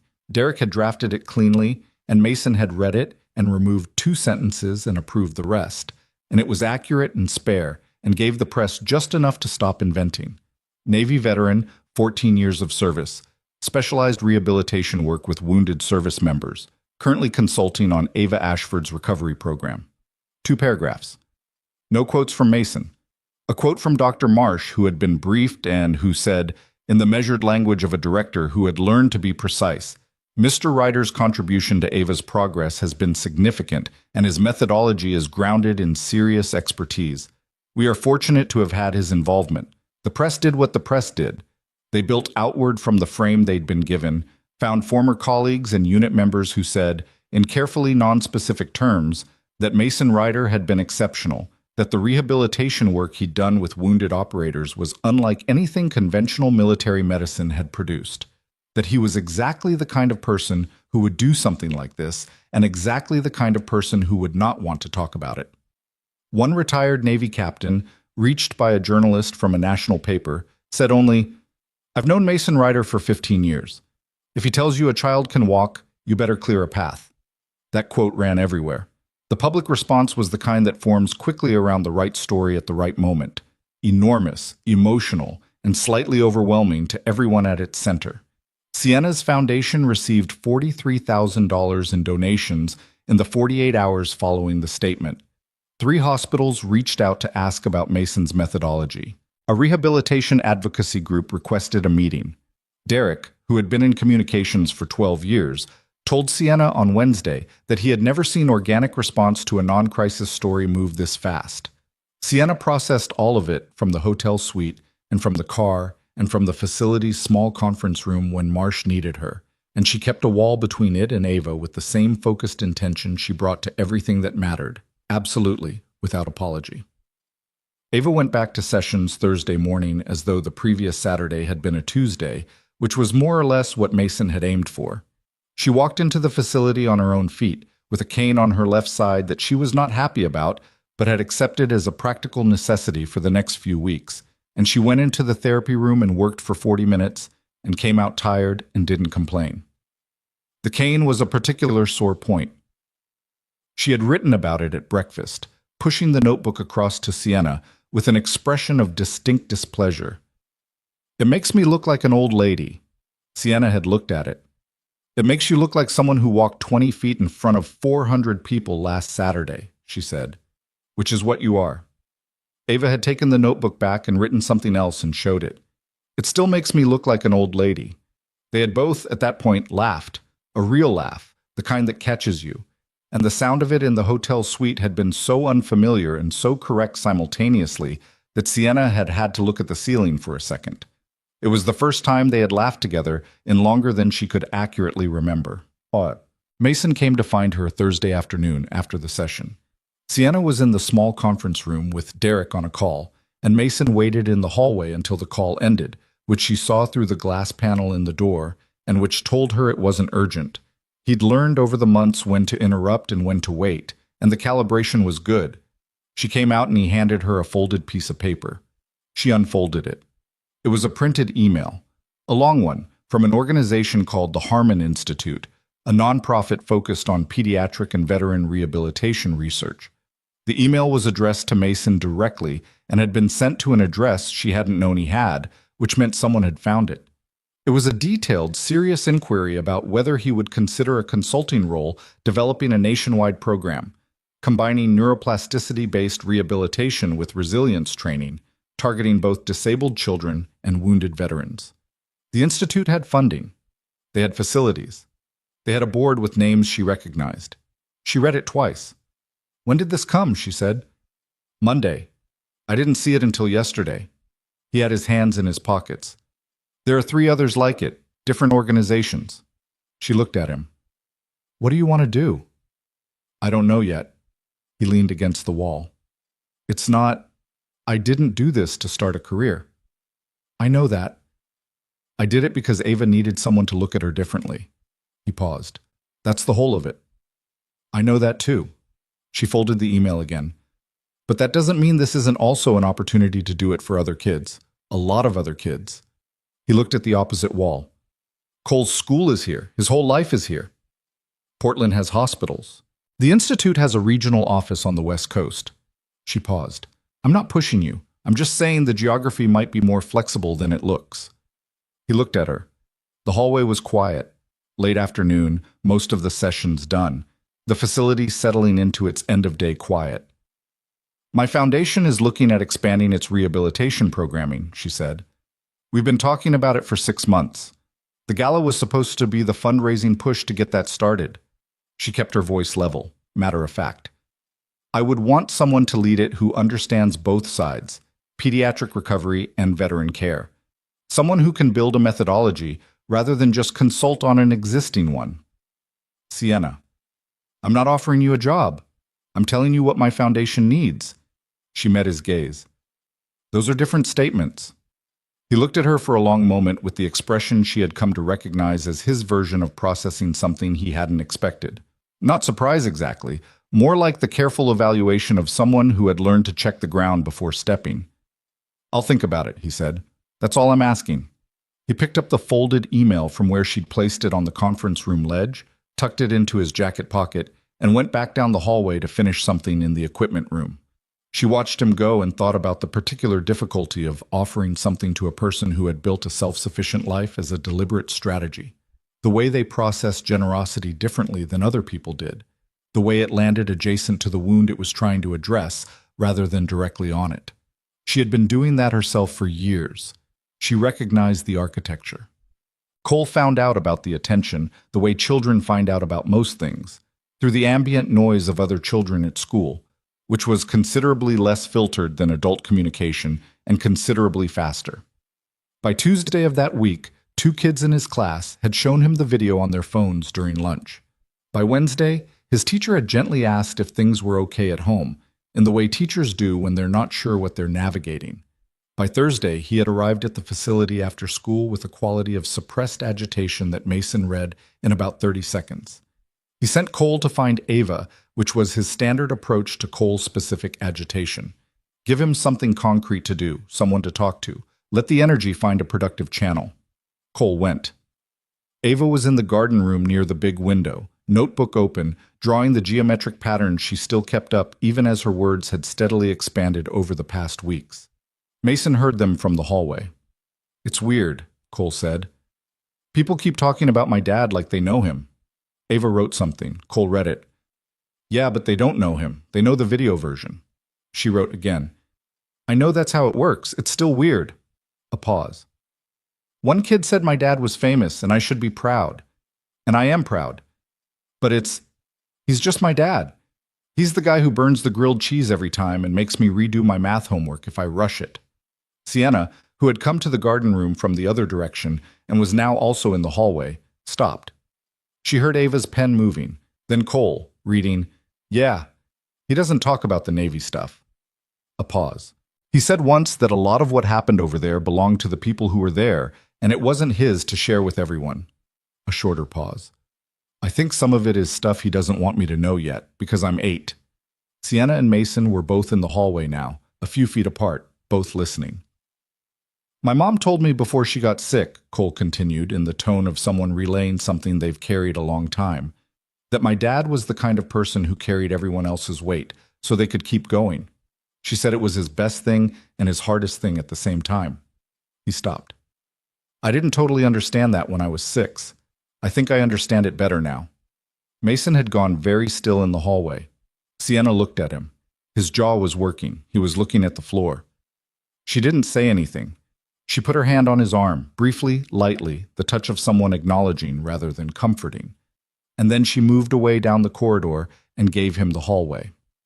The meeting with the Harmon Institute happened in the second week of January in a conference room at their Portland regional office. A modest space, not trying to impress, which Sienna had noted as a positive signal about an organization. The Institute's director was a woman named Dr. Yolanda Ferris, 60, with a direct manner and a research background in neurological rehabilitation that meant she and Mason spent the first 20 minutes of the meeting essentially evaluating each other's expertise before either of them discussed the actual proposal. Sienna sat to the side and let this happen. She had learned when to be the driver and when to be the passenger, and this was the second situation. Ferris laid out the program concept: a national network of integrated rehabilitation centers, each one designed around the principle Mason had been applying with Ava, combining medical neuroplasticity protocols with resilience-based conditioning, serving both pediatric patients and wounded veterans, with a sliding scale access model so that families without significant resources could participate. The funding was substantial. The timeline was aggressive but not impossible. The Institute wanted someone to develop the clinical methodology and train the practitioners who would implement it. Mason asked questions that Sienna knew he already knew the answers to because she had seen him read the Institute's research papers. She'd found the pages he'd printed in the therapy room. And the questions were the kind that test whether an organization's public position matches what they actually think when pushed. Ferris answered without hesitation and without gloss. After an hour, Mason sat back and said, "What happens to the children who don't respond? What's the support structure when the protocol doesn't work?" Ferris looked at him steadily. "We're building that into the program design. It's not afterthought." "It usually is," he said. "I know. That's why I'm telling you it won't be here, but you'd have to trust me on that, and I understand if you don't yet." Mason looked at the table, then at Sienna, briefly, then at Ferris. "The pay structure your email mentioned," he said. "I need it to be conditional. If the program doesn't reach the access targets, the sliding scale families, the veterans without private insurance, I want that tied into my compensation, not a penalty, a condition. The outcome has to matter." Ferris was quiet for a moment. Then she said, "I've been running this institute for 9 years. No one has ever walked into this room and made that kind of request. Is that a problem?" "No," she said. "It's the opposite of a problem." They worked out the framework over the next 2 hours. Sienna's foundation would serve as a funding partner for the pilot program. 3 regional centers, Portland being the first. Mason would lead methodology development, training, and the veteran rehabilitation component specifically. Claire Oduya, who had been approached separately and had said she would go wherever the work was meaningful, would lead the pediatric clinical side. Dr. Marsh would serve in an advisory capacity. By the time they came out of the building, it was late afternoon and the January cold had teeth in it, and Mason stood on the sidewalk outside looking at nothing in particular for a moment. "You okay?" Sienna said. "That's not an annoying question this time," he said. "Good, because I'm asking it." He put his hands in his pockets. "The last time I had a mission that felt like it mattered this much, I was—" He stopped, reconsidered whatever he'd been about to say. "It's been a while since something lined up right." "For me too," she said. They stood on the sidewalk in the January cold, and the city moved around them the way cities do, indifferent and constant. And after a moment he said, "I need to pick Cole up from his after-school program by 5:30. "I know. Go." He went. She stood there another moment and watched the city and felt the particular quality of a decision that had just been made, one of those slow-building choices that looks sudden from the outside, but has actually been accumulating for months in the form of small moments and careful observations, and the gradual, reluctant revision of a position you'd held so long you'd stopped examining it. She had built her life on the premise that she was the one who could be trusted to solve things, that the application of sufficient intelligence and resources and will could address any problem, that the limitation in any given situation was never the approach but the effort. She had built a billion-dollar company on this premise. She had also spent 3 years applying it to Ava and running into a wall she couldn't will her way through, and the wall had been, as it turned out, not a problem of resources or effort or intelligence, but of perspective. She had been looking at her daughter's situation from inside the framework of loss, and what Ava had needed was someone who looked at it from inside the framework of possibility. Mason had done that, not because he was exceptional, though he was, but because he had walked into the situation without the weight of the previous 3 years. He hadn't known what everyone had decided was impossible. He had just looked at what was there. She thought about that a lot, the particular value of someone who doesn't know what can't be done. She thought about it on the drive back to the hotel, and while Ava showed her a drawing she'd made that afternoon, and while they ate dinner, and while she sat at the kitchen table afterward with her laptop, doing the things that needed doing, which were never finished. She thought about it, and then she closed the laptop earlier than usual and went and sat on the edge of Ava's bed the way she used to when Ava was small, before the accident, and Ava was reading, an actual book, held in both hands, her legs under the covers. And Ava looked up. "Tired?" Ava said. Her voice, over the weeks since the gala, had been returning to you steadily, not always and not with everyone, but more each day, in the incremental way of something that had been stored rather than lost. "Little bit," Sienna said. Ava looked at her for a moment with the particular assessment of a child who has spent years reading adults carefully. "Good tired or bad tired?" "Good," Sienna said. "Definitely good." Ava considered this and appeared satisfied. She went back to her book. Sienna stayed on the edge of the bed, not doing anything, just being in the room, which was a thing she had not allowed herself very often, because being in the room without a purpose had always felt like a failure of productivity, and she was only now beginning to understand that presence was its own form of work, maybe the most important kind. She sat there until Ava fell asleep. Then she turned off the light and stood in the doorway for a moment in the habit she'd had since Ava was an infant, the checking habit, the making sure habit, the one that had survived everything and that she suspected she would carry the rest of her life. Ava was breathing. Ava was here. Ava's legs were under the covers, and those legs had walked 20 feet in a ballroom 5 days ago and would walk further tomorrow and further still the day after that. Sienna turned off the hallway light and went to the window, the same window she had stood at for 4 months, and looked at the city. For the first time in a long time, it didn't look like a holding pattern. It just looked like where she was. Mason told Cole about the new position on a Sunday, which was pancake morning, the one tradition they had maintained with absolute consistency since Cole was 4, regardless of location or circumstance. Mason made the pancakes badly, in the sense that they were never the same twice, and were sometimes more like very thick crepes and occasionally had burned edges.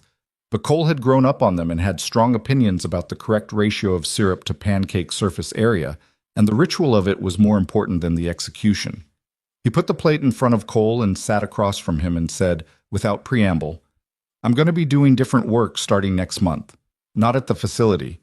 I'll be helping set up a program for kids like Ava and for veterans who need rehabilitation." Cole looked at his pancakes. He poured the syrup with the calculation of a person who takes this seriously. "Are we moving?"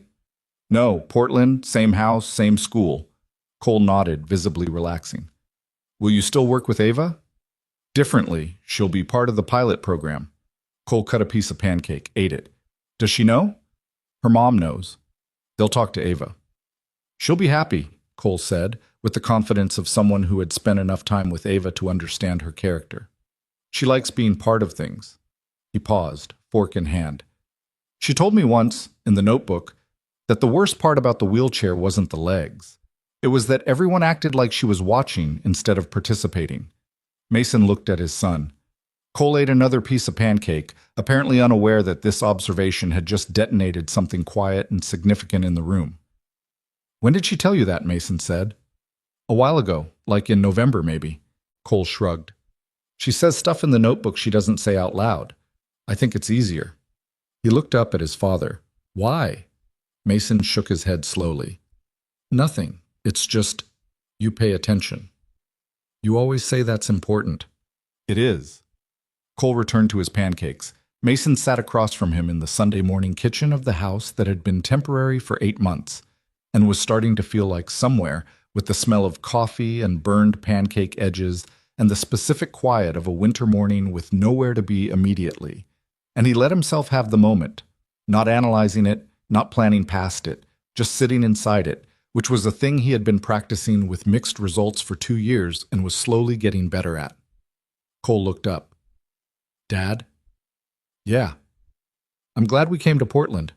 Mason looked at him, at the hazel eyes that were his mother's, and the stubborn jaw that was something else entirely, and the 8-year-old face that held both the child he'd been and the person he was becoming with the particular transparency of someone who hadn't yet learned to arrange their expression for an audience. Yeah, Mason said. Me too. He meant it in ways he couldn't have fully enumerated, in the way of the work, and in the way of Ava, and in the way of Cole sitting across from him eating pancakes on a Sunday in a city that was cold and rainy and had turned out, against all planning, to be exactly where they needed to be. He poured himself more coffee. Outside, for the 4th morning in a row, the Portland sky was doing something unusual and somewhat suspicious. It was clear. The pilot program opened in March. Not with a ribbon cutting or a press event. Mason had been explicit about that, and Sienna had agreed without argument, because she understood by now the difference between what needed to be public and what needed to be protected from the weight of attention in its early stages. The first day was quiet deliberately. 8 patients, 4 pediatric and 4 veterans, 2 therapists per patient, a small staff of practitioners who had spent 6 weeks in training sessions that Mason had run with the focused intensity of someone who understood that what he was transferring wasn't just technique, but a way of thinking about the body and the person inside it. Claire was there. Dr. Marsh came for the first morning and stayed 4 hours longer than she'd planned. Ferris arrived from the Harmon Institute with 2 members of her research team who would be documenting outcomes for the longitudinal study the Institute was building around the program's data.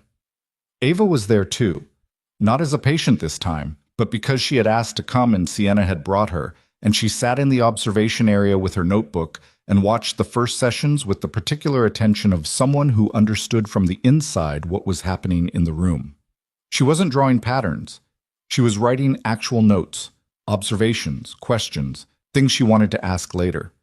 Her handwriting had gotten larger and more certain over the months, which her occupational therapist said was consistent with overall neurological stabilization and which Sienna thought was probably also just Ava deciding she was done being tentative. The cane was gone by February. She still favored her right side and her gait had a quality. Her physical therapist described as a work in progress, which was accurate and also fine, because work in progress was not the same as stopped. She wore it without self-consciousness, the slight unevenness, the occasional catch in her left step, the way you wear something that is part of your honest history rather than something to be concealed. After the first morning session ended and the patients had gone to rest, Mason came to the observation area and sat down next to Ava. He looked tired, not depleted, but the particular tiredness of someone who had been running at full concentration for hours. "What did you write?" he said, nodding at the notebook. She considered him for a moment, then passed it across. He read through several pages, slowly. His expression shifted a few times, something like recognition, something like surprise. "You noticed the woman in Bay 2 was compensating with her left shoulder," he said. "It's what I did," Ava said, "when I was first trying to use the bars. I didn't want to seem like I wasn't trying, so I moved the parts that worked too much to cover for the parts that didn't." He looked at her. She was 10 now, had turned 10 in February, a birthday party that had been small and specific and included Cole and 3 friends from school and a cake she had decorated herself with geometric patterns and blue frosting, which was very Ava. She had the directness that serious children develop when they've spent time around adults who didn't manage reality for them, the kind of directness that was occasionally startling and consistently useful. "You should tell Claire," he said, "about the shoulder compensation. She'll want to know." "I was going to." He handed the notebook back. They sat in the observation room while the second session set up below them, and the winter light came through the high windows, and the program that had started as a maintenance supervisor noticing something in a corridor ran its second hour of its first day. Well, spring came late that year, or maybe it just felt that way because the months between January and April had been so dense with building, the program, the staffing, the second regional location in Seattle, that the Harmon Institute moved on faster than anyone had projected, because the Portland data was already producing outcomes that Ferris described, in her cautious research director language, as exceeding preliminary models. What Ferris meant, translated, The approach was working in ways that were difficult to explain within the existing frameworks, which meant the frameworks needed revision, which was the most significant thing a rehabilitation program could produce. Mason didn't read the research papers about his own methodology. He read the clinical notes. He read the session documentation. He was in the Portland Center 4 days a week and developing the Seattle program remotely, and he was doing it with the same quality of attention he'd brought to the therapy room at the facility. Total, unperformative, focused on the thing in front of him rather than the architecture around it. He was also, Sienna noticed, sleeping better. She knew this because they had fallen into a pattern, not planned, accumulated, of talking in the evenings. Not every evening, but many. Sometimes it started as a practical call about the program and ran long. Sometimes she texted about something Cole had said to Ava that day, because Cole and Ava had developed a friendship that operated in its own register and produced observations that both parents found alternately baffling and illuminating. Sometimes one of them just called because the day had been long and there was something to say to someone who understood the context without requiring explanation. It wasn't nothing. They both knew it wasn't nothing, and neither of them named it directly, which was the approach of two people who had been through enough to be careful with things that mattered. There was no moment of declaration, no scene from a movie. There was instead a gradual and mutual dropping of the specific posture they both carried. The self-sufficiency performed as identity. The I'm fine that had become structural rather than occasional. Sienna was the one who eventually said something, in the way she did most things that mattered, directly, without significant preamble. It was an April evening, and they were sitting on the back porch of a house she had rented in Portland. She had stopped living in the hotel in February, because 4 months was enough to understand that this was not temporary. And it was the first genuinely warm evening of the year, the kind that shows up in the Pacific Northwest with an almost aggressive pleasantness after 5 months of gray. And Cole and Ava were in the backyard arguing about something that involved a stick and a set of rules that appeared to be invented in real time. "I keep waiting for this to feel like something I should slow down on," she said. Mason had a coffee. He was watching Cole explain something to Ava with the focused inaccuracy of an 8-year-old who was certain he was right. "Meaning?" "Meaning you. This." She gestured slightly. "I keep waiting to feel like it's moving too fast or the timing's wrong or there's some reason to hold back." He didn't say anything. "I'm not good at this," she said. "I want to be honest about that. I run a company and I'm good at that. I make decisions under pressure and I'm good at that. Personal. This kind of personal, where I'm actually showing someone what's there without the protective layer. I'm not practiced at it." She looked at him. "Marcus, my CFO, has told me for years that I use work as a perimeter. He's not wrong." Mason looked at the yard. "I built a life designed for 2 people, and then it became a life designed for 1.5, he said. "Cole and I figured out our version. It works. But I got so accustomed to it working that I stopped. I stopped leaving room for anything that might change the balance, because the balance is what's keeping us okay." "I know," she said. "I'm not asking you to change the balance. I'm just telling you what's true for me, and I'm leaving it there." He looked at her. "I'm not a decision you have to make tonight," she said. "I'm just someone who's telling you the truth because I'm tired of the alternative." He was quiet for a long time. In the yard, Ava had taken the stick away from Cole and was demonstrating something, and Cole had the expression of a person who disagrees but is choosing their battles. "My wife's name was Rachel," Mason said. Sienna went still. "She was funnier than me. Significantly. She could make anyone laugh. Strangers, people who didn't want to like her, Cole when he was in a full meltdown at 3 in the morning. He looked at his coffee. "She died in April, 3 years ago. It was fast, which they said was a mercy, and I still don't know how to categorize that." He stopped. "For the first year, I was so deep in keeping Cole functional that I didn't have the capacity to be anything other than his father. And then the second year, I started to come up for air and realized I had no idea who I was going to be next. The Navy was gone. Rachel was gone. The rehabilitation work I'd built there was gone." He paused. "Portland was... I took this job because Cole's aunt lives here and I needed proximity to family for his sake, and I figured I'd figure the rest out." "Did you?" Sienna said. "Some of it." He looked at her directly. "Some of it I'm still working on." She held his gaze. Outside, Cole had reclaimed the stick and Ava had sat down in the grass in the way she sometimes did now, choosing the ground, choosing to be low, which was its own kind of arrival from someone who had spent years unable to make that choice, and was watching him with the patient expression of someone who has decided to let the other person be wrong for a while. "I'm not asking you to be ready," Sienna said. "I'm asking you to not leave because you think it's the responsible thing to do." He almost said something, stopped, then, "Rachel used to say I pre-grieved things, that I'd decide something was going to go wrong and start protecting myself from it before it had a chance to be anything. Smart woman." "Yeah."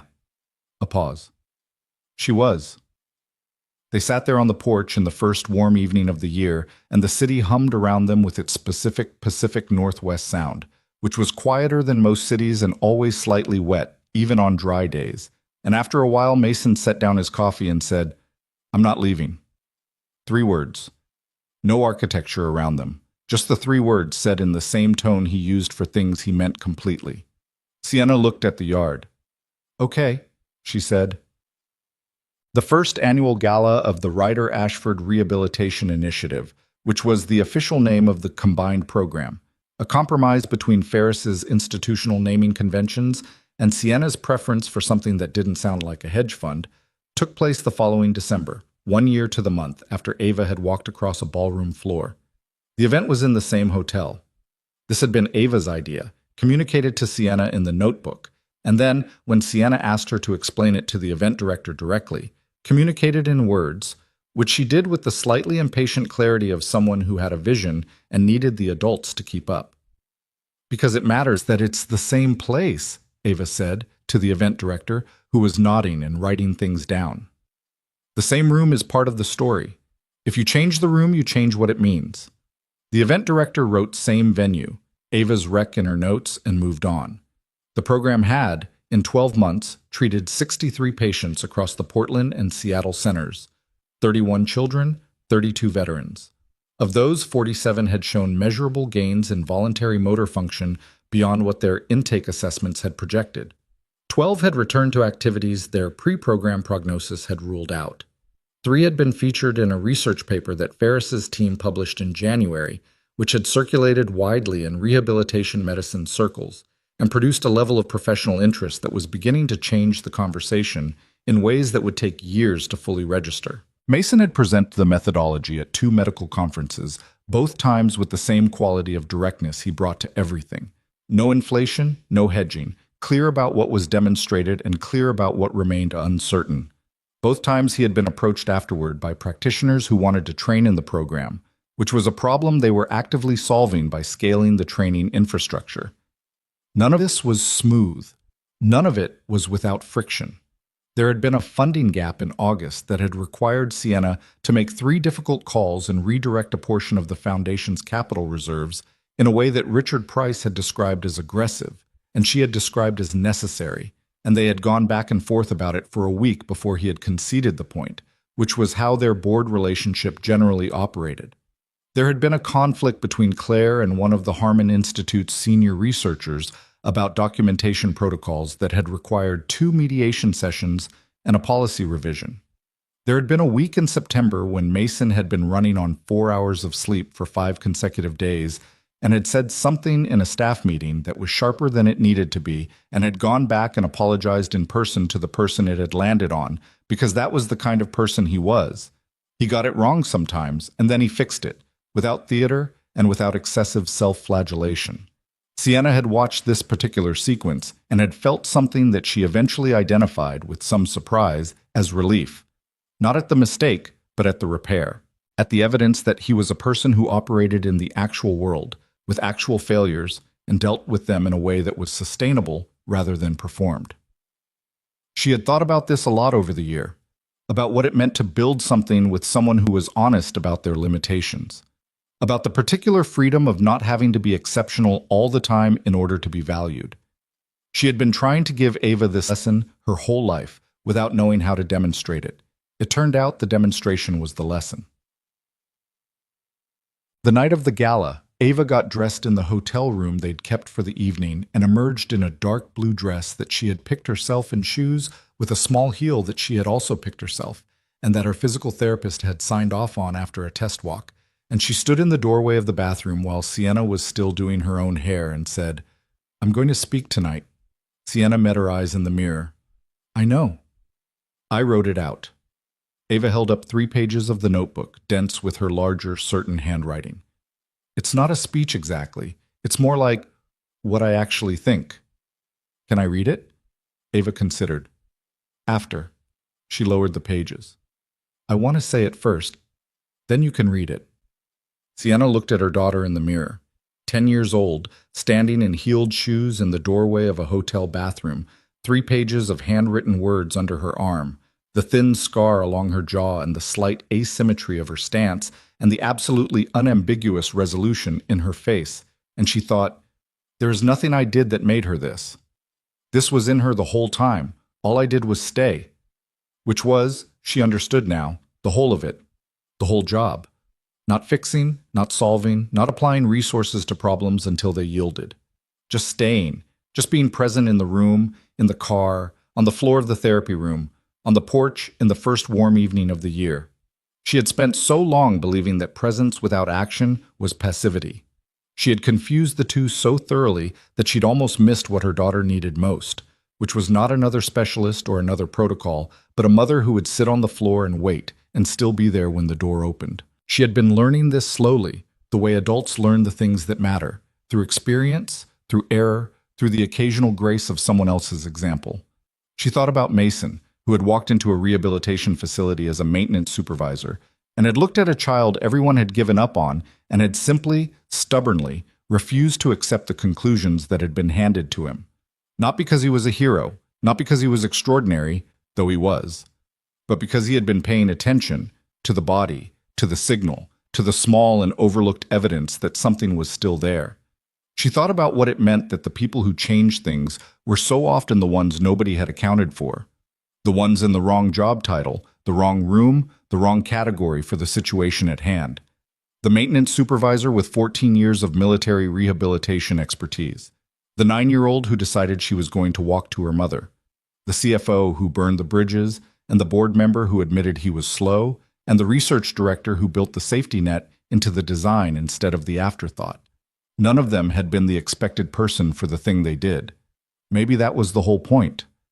The ballroom was the same chandeliers, same dimensions, same entry point from the left wing where the stage connected to the floor. 460 guests this time, 60 more than last year, because the program had grown and the donor base had grown, and the story had continued to spread in the organic, unmanageable way of things that are real rather than manufactured. Richard Price was there. He found Mason near the entrance and shook his hand and said without preamble, "I owe you an apology from about 14 months ago." Mason looked at him. "I made a comment on a board call," Richard said, "about your job title. It was a proxy for a different argument I was making, and it was dismissive and it was wrong." "I heard about that," Mason said. "I assumed as much." Richard held his gaze. "I'm sorry." Mason looked at him for a moment with the evaluating expression, and then he said, "I've had people underestimate me my whole life. It's never stopped me from doing anything." "I know," Richard said. "That doesn't make it right." "No," Mason agreed. "It doesn't." He paused. "Apology accepted." Richard nodded and moved on, which was how he did most things. Mason watched him go and turned back to the room, where Cole was already somewhere near the food, with the focused purpose of an 8-year-old who has identified his priority. Sienna appeared at Mason's elbow. She had a sparkling water, and she handed him a coffee, which she had learned to bring him at events because he otherwise didn't drink anything for 3 hours, and ran on empty, which made him quieter and sharper-edged than was ideal for extended social situations. He took it. "Thank you. Thank you. Ava's backstage," she said. "She's calm. Calmer than me." "She's always calmer than you." "I know. It's a character flaw in one of us." He almost smiled. "She's going to be fine." "I know she is." Sienna looked at the room.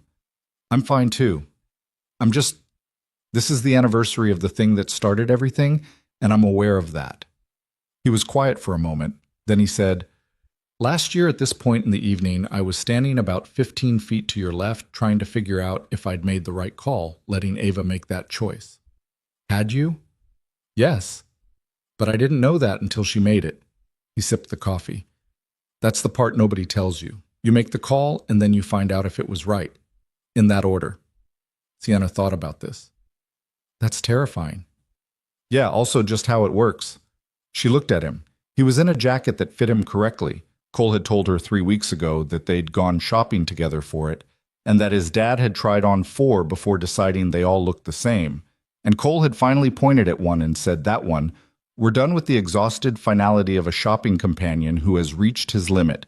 And Mason had bought that one without further deliberation. She had found this story unreasonably endearing and had kept that to herself. The program began. The grant recipients. The research presentation. A short video from the Seattle Center. A veteran in his 40s, former Marine, demonstrating a range of motion in his right arm that his intake documentation had classified as non-restorable, talking to the camera with the matter-of-fact directness of someone who has stopped being surprised by what the body can do when given the right conditions.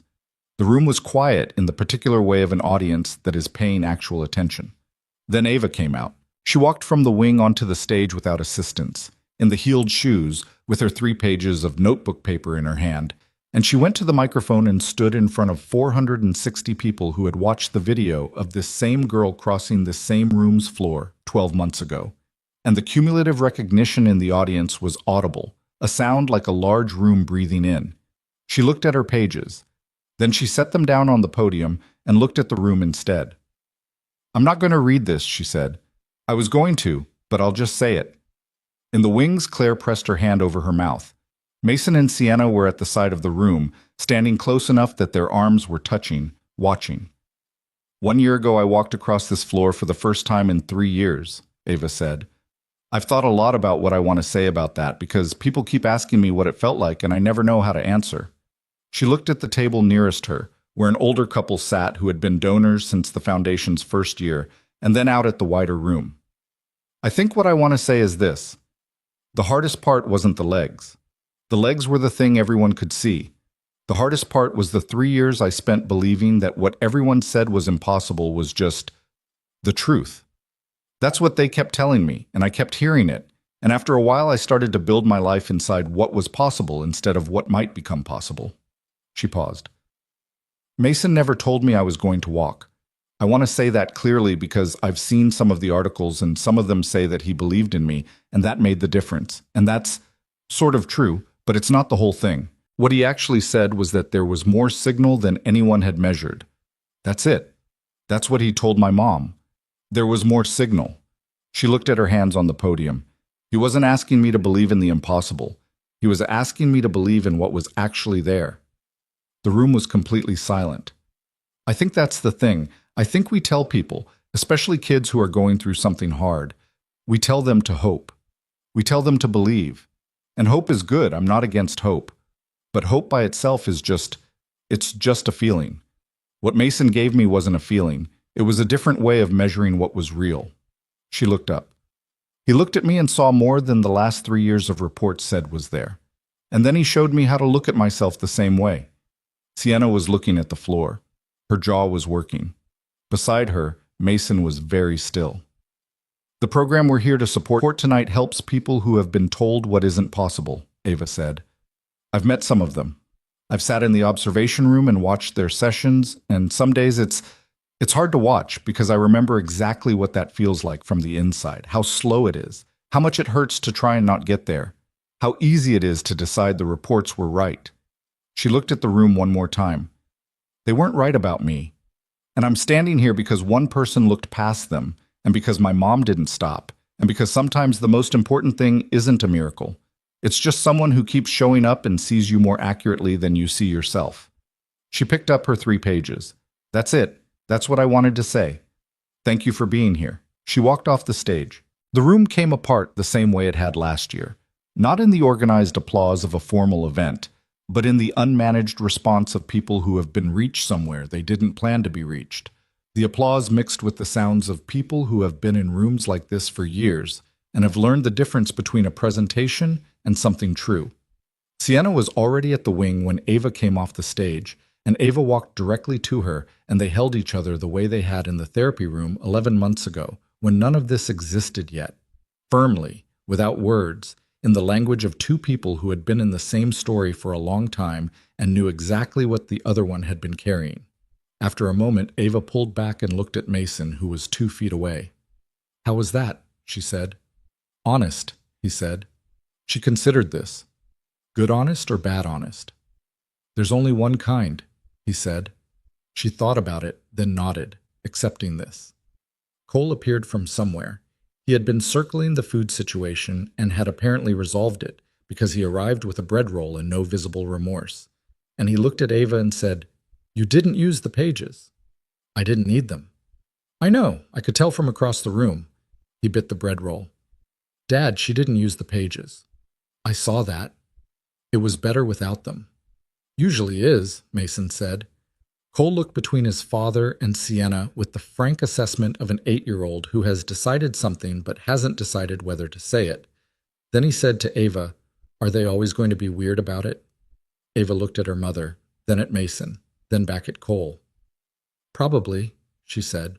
Cole sighed with the theatrical resignation of someone accepting an inconvenient truth. Okay, he said, and went back toward the food.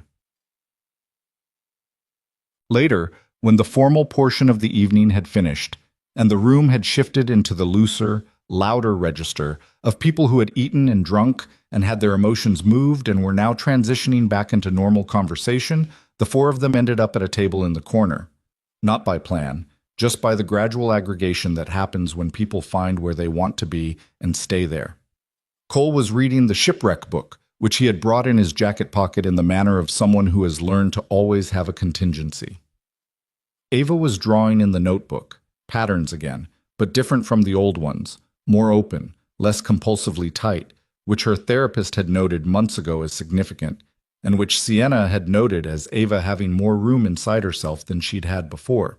Mason and Sienna were talking about something low stakes and specific, a staffing decision at the Seattle Center, whether the timeline for the 3rd location in San Francisco was realistic given the current funding picture. And it was the conversation of 2 people who work together and have stopped maintaining the artificial separation between professional and personal, because the work is also the life, and the life is also the work, and the boundary had dissolved somewhere around July, without either of them marking the exact moment. At some point the conversation paused, and they were just sitting at the table in the corner of the room while the gala wound down around them, and Mason looked at the 2 kids across from them, Cole with his book, Ava with her notebook, and then at Sienna. "Rachel would have liked you," he said. "I've thought about that a lot. She would have found you annoying in the specific way she found competent people annoying because she had high standards, but she would have liked you." Sienna looked at him. "Is that a compliment?" "Yeah, it's a high bar." "Okay." She considered it. "My husband, Ava's father, he was the one who made everything feel less serious than it actually was. He was good at that." "I'm not." She paused. "I think he would have been impressed by you and also slightly intimidated, which would have made him funnier than usual, which was already pretty funny." Mason nodded slowly. "What was his name?" "Daniel." She said it simply, without the slight brace she'd developed around the name in the first 2 years, the intake of breath before it. It was just his name now. Daniel Ashford. They sat with that for a moment, not as a weight, but as a presence. The acknowledgement of 2 people who had come to this table by way of losses that were not over, but were no longer the only thing. There was something Sienna had been thinking about for months, something she hadn't said to anyone because she hadn't yet found the version of it that was true, rather than just consoling. She thought about it now, sitting in the corner of this room, watching her daughter draw in the notebook with the open, unhurried hand of someone who had discovered she had more time than she'd thought. The thing she kept thinking was this: none of the breaking had been wasted. Not the crash. Not the 3 years of silence, or the 11 specialists, or the board calls, or the hotel suite that had felt like a holding pattern. Not Mason's 14 years of service, or his wife's death, or the 8 months of pushing equipment around a rehabilitation facility. Not any of it. All of it had been the path to this table, to this program, to 63 patients who had been given a different answer to the question of what was possible for their bodies and their lives. All of it had built towards something that could not have been built any other way, by any other people, coming from any other direction. This was not a comfortable thought, exactly. It didn't resolve the grief. It didn't make the losses smaller. It was just accurate. The way Mason's observations about Ava's nerve signal had been accurate, not because they were hopeful, but because they were real. She had spent 3 years learning to live inside a loss. And then she had spent 1 year learning that the loss was not the end of the story, and that the next chapter had begun in a corridor on a rainy Tuesday afternoon when a girl who hadn't spoken in 3 years looked up at a man with a mop and decided he was different. She had not believed in small moments before that. She had believed in capital, in scale, in the force of concentrated will applied to clearly identified problems. She had been, by those measures, very successful. She believed in small moments now. The room was thinning. The string quartet had packed up. The staff was moving through with quiet efficiency, clearing the remnants of the evening. Cole had finished his bread roll in his chapter and had fallen asleep in the chair in the specific sudden way he had. Vertical one moment, horizontal the next, completely without self-consciousness about it. Ava looked at him. Then she looked at Mason. She held up the notebook. She had drawn something new. Not the geometric patterns, not the closed, repeating structures she'd filled pages with for 3 years. It was a picture, rough but deliberate. 4 figures at a table. A woman and a man on one side, 2 kids across from them. The proportions were approximate and the style was more honest than skilled, and it was unmistakably them. Underneath it, she had written 4 words. This is a family. Mason looked at it for a long moment. Then he looked at Sienna. She was already looking at him. Yeah, he said. It is. He said it the way he said the things that were true. Without performance, without the architecture of a significant moment, just the plain statement of something he had decided to stop pretending was uncertain. The same 3-word certainty he'd used on the porch in April, the same quality of commitment that came not from the absence of doubt, but from the decision to move anyway. Ava accepted this with a nod, the way she accepted things that confirmed what she had already understood. She closed the notebook. Outside, December had done what December in Portland occasionally did. It had snowed, lightly, the kind of snow that doesn't stick but changes the look of the city for a few hours, makes the familiar strange and quiet in particular. Cole slept. Ava watched the window. Mason and Sienna sat in the corner of the room that was emptying out around them, and they didn't rush, because there was nowhere to be immediately, and because the particular stillness of an evening that has said everything it needed to say is its own kind of rare, and they both understood now what it cost to not recognize that until it was gone. There are things you only learn by losing them first. The value of a voice, the weight of a step, the specific irreplaceable quality of an ordinary evening with people you chose and who chose you back. You can know this abstractly, from the outside. Most people do. But knowing it the way Sienna and Mason knew it, through years of loss, through the work of rebuilding, through the slow and imperfect and genuinely difficult process of deciding to try again, that kind of knowing sits in the body differently. It makes you slower to dismiss the small things, slower to assume there will be another chance at the conversation you keep putting off, the forgiveness you keep not quite offering, the moment you keep almost having. They had both paid for the lesson, and they were both in this room on this December evening, with snow falling outside and 2 kids across the table, and the remnants of a gala that had raised money to help 60 strangers live differently. They were both, by any honest measure, grateful. Not in a clean way. Not in the way of people who have resolved everything and arrived somewhere final. In the messier, realer way of people who are still in the middle of something and know it, and have decided that the middle is not a problem to be solved, but a place to be inhabited, with attention, for as long as they get. That was the whole of it. That had always been the whole of it. Mason reached over and turned Cole's book right side up. It had slid sideways in his sleep, and Ava saw him do it and wrote something in the notebook one more time and showed Sienna. Can we come back next year? Sienna looked at the room, at the space that had held last year's first impossible steps, and this year's honest words and whatever next year would bring, which she didn't know yet, which was fine, which was as it should be. Yes, she said, simple as that. Yes.